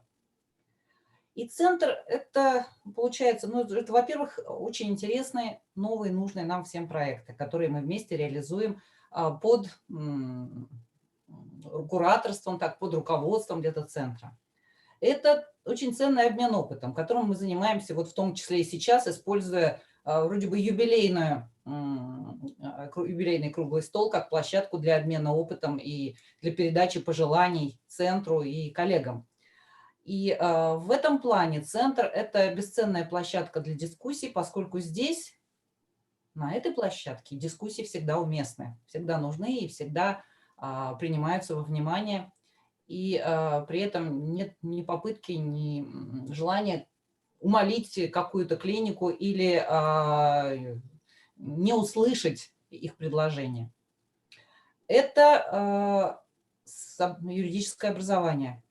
Это продвижение деятельностного подхода в образовании, в тренингах для студентов-юристов, для преподавателей юридических дисциплин и не только. И я, например, знаю, что сейчас, если у нас будет избран новый директор, я прекрасно знаю, что мы за повышением квалификации наших преподавателей по методикам деятельностного подхода в юридическом образовании мы будем обращаться в центр и больше никуда. И это еще одна очень важная вещь, о которой, скажем так, мы все понимаем, но для меня слова помогли обозначить ее, найти слова для ее обозначения. В свое время тренинг психологов, проводимый в клинике. Они, когда говорили о психологических консультациях, они обозначили, что очень необходимая вещь для практикующего психолога, супервизора, который оказывает какую-то помощь людям, ему самому нужна периодическая супервизия, иначе неминуемо профессиональное выгорание. Вот мы с вами работаем как волонтеры практически. Даже если получаем какие-то деньги, вкладываем в то, что мы делаем, намного больше. И вот эта деятельность, она неминуемо способна очень быстро привести к профессиональному выгоранию, если у нас не будет возможности профессионального общения, очень оптимально живого, офлайнового, сейчас, но хотя бы онлайнового, если невозможно, другое профессионального общения. Это жутко необходимая, страшно необходимая вещь для лиц, для тех, кто участвует в деятельности юридических клиник. И опять-таки центр дает нам возможность, дает нам площадку, дает нам способы и форматы для такого общения, для этой супервизии, которая помогает нам и дальше работать все вместе на благо юридического образования, на благо наших студентов, на благо тех клиентов, которым мы оказываем юридическую помощь. И за все это, это немножко персоналистски, конечно, это заслуга всех сотрудников центра, нынешних и тех, кто работал раньше и по каким-то причинам ушел из центра. Но особенно хотелось подчеркнуть огромное спасибо Максиму Дмитриевичу. Без него это бы не получилось. Я просто искренне очень, очень сильно восхищаюсь им и его деятельностью. Максим Дмитриевич, спасибо огромное. Ну, думаю, что от всех нас, от меня лично. Спасибо за то, что есть вот эта организация, это Центр развития юридических клиник, за то, что он занимается уже 10 лет тем, чем он занимается. И пусть он занимается этим очень-очень долго. Желательно всегда. Спасибо. Спасибо большое, Татьяна Владимировна.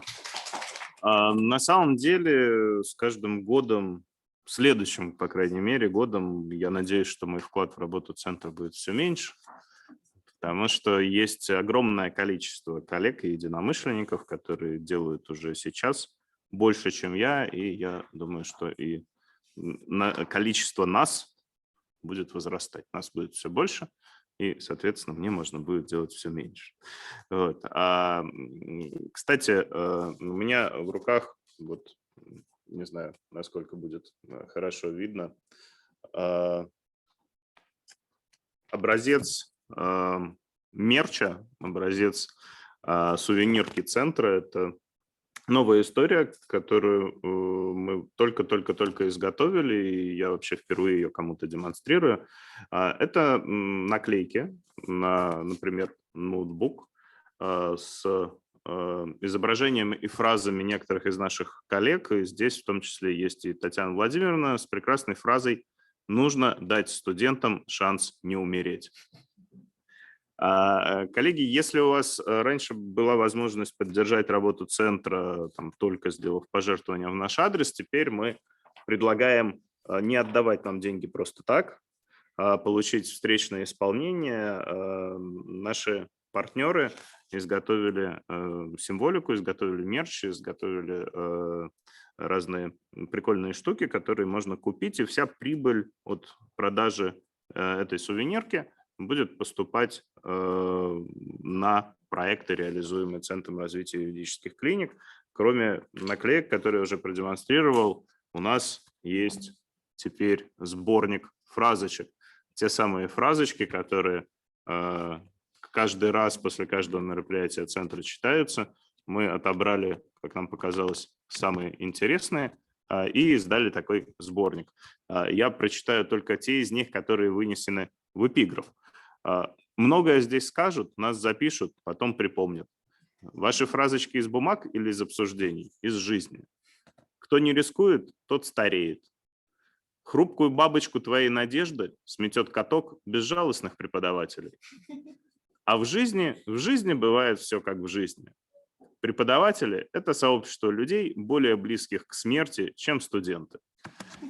Если вы хотите узнать, что там есть еще, там еще 60 страниц, то вы можете тоже теперь приобрести этот сборник. Ну и, если приобретете прямо сейчас, да, то можете приобрести 2 сборника по цене 3. Вот. У нас еще есть набор замечательных значков с разными забавными фразами. Например, «Попаду в твою правовую цель с первой попытки», или «Переведу с юридического на русский». Ну, в общем, ассортимент довольно большой. Ну и поскольку Центр всегда заботился об экологии, среди прочей сувенирки вот такие прекрасные многоразовые сумки. И коллеги неожиданно для меня совершенно по-новому расшифровали аббревиатуру названия нашей организации. Я всегда думал, что на английском это означает Center of Development of Legal Clinics, оказывается, здесь совсем другое значение. Вот. Так что, коллеги, если вам интересно, приобретайте нашу сувенирку, делайте пожертвования и вообще помогайте нам работать дальше. Ну, а мы, в свою очередь, обещаем, что будем проводить новые школы для студентов, новые курсы для преподавателей, новые круглые столы, конференции, конечно, в Международный форум юридического образования, и сделаем все от нас зависящее для того, чтобы юридические клиники в России стали неотъемлемой частью подготовки любого профессионального юриста к реальной работе. потому что, на мой взгляд, без практической части в образовании подготовить кого-то к работе просто невозможно. Еще одно объявление в завершении нашего круглого стола. Коллеги уже упоминали, в этом году мы провели международную олимпиаду для студентов-юристов полностью дистанционно. В олимпиаде уже участвуют 5 стран: Россия, Беларусь, Киргизия, Казахстан и Узбекистан. Олимпиада проходит на русском языке. Больше всего участников из России, поэтому в России она двухуровневая.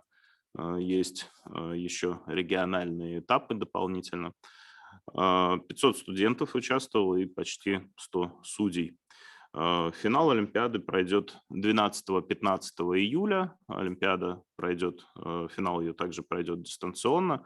Соответственно, коллеги, передайте студентам, пометьте у себя в календарях, если вы хотите принять участие в качестве судей, мы будем рады вас видеть.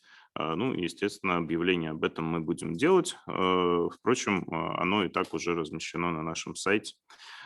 Поэтому предлагаю для того, чтобы всем быть в курсе, подписываться на почтовую рассылку, вступать в наши группы в мессенджерах, в соцсетях, любые, на ваш выбор, подключаться к чату в WhatsApp для того, чтобы не пропустить информацию о новых мероприятиях Центра развития юридических клиник. Ну и последние слова, которые я произнесу на сегодня, они будут касаться благодарности всем вам. Сегодня несколько раз за время круглого стола благодарили меня. Я не считаю, что внес какой-то существенный личный вклад в развитие нашего движения. Это было бы не просто нескромно, это было бы слишком самонадеянно, потому что, конечно, клиническое движение существует в России уже 25 лет, Центр работает только 10 лет, и клиническое движение, я уверен, будет существовать и тогда, когда мы все лично уже им заниматься не будем.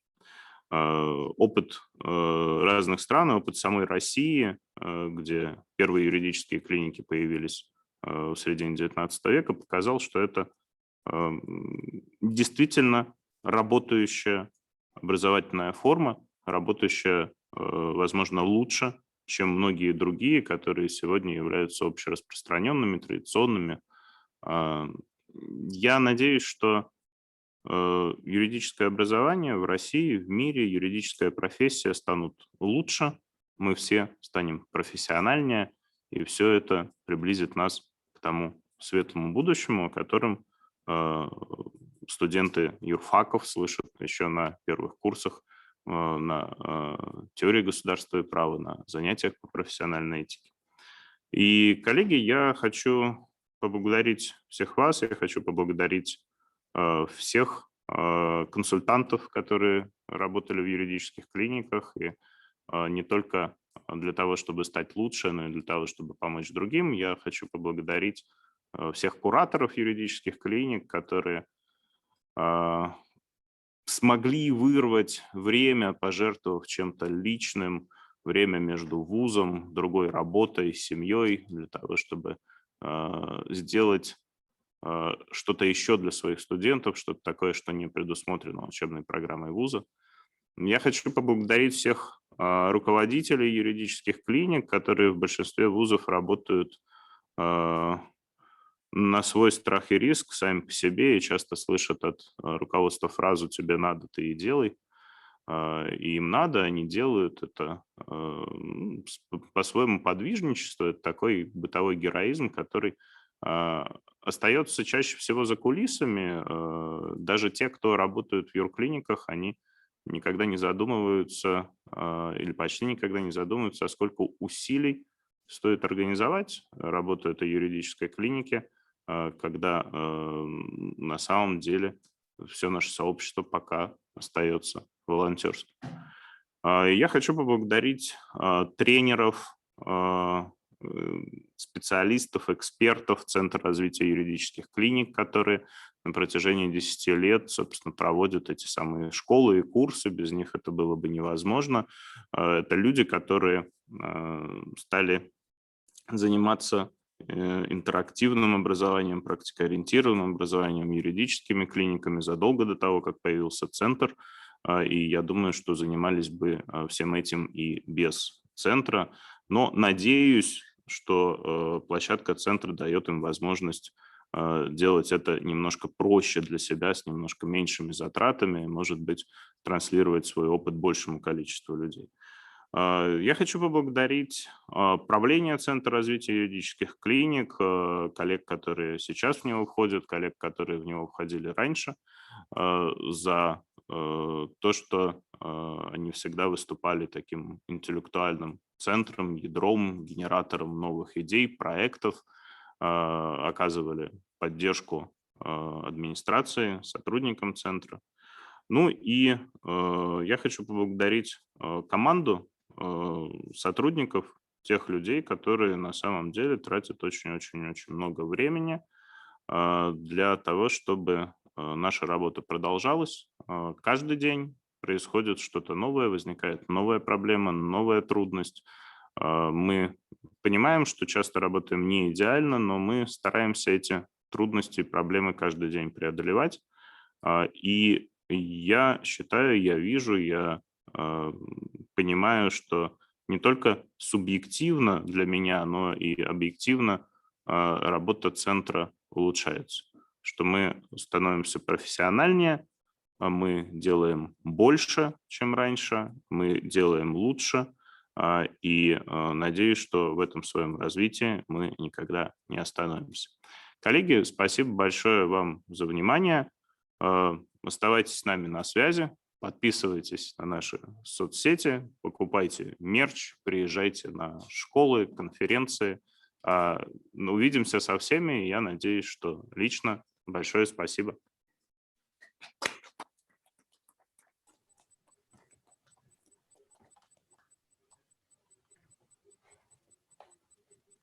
До свидания.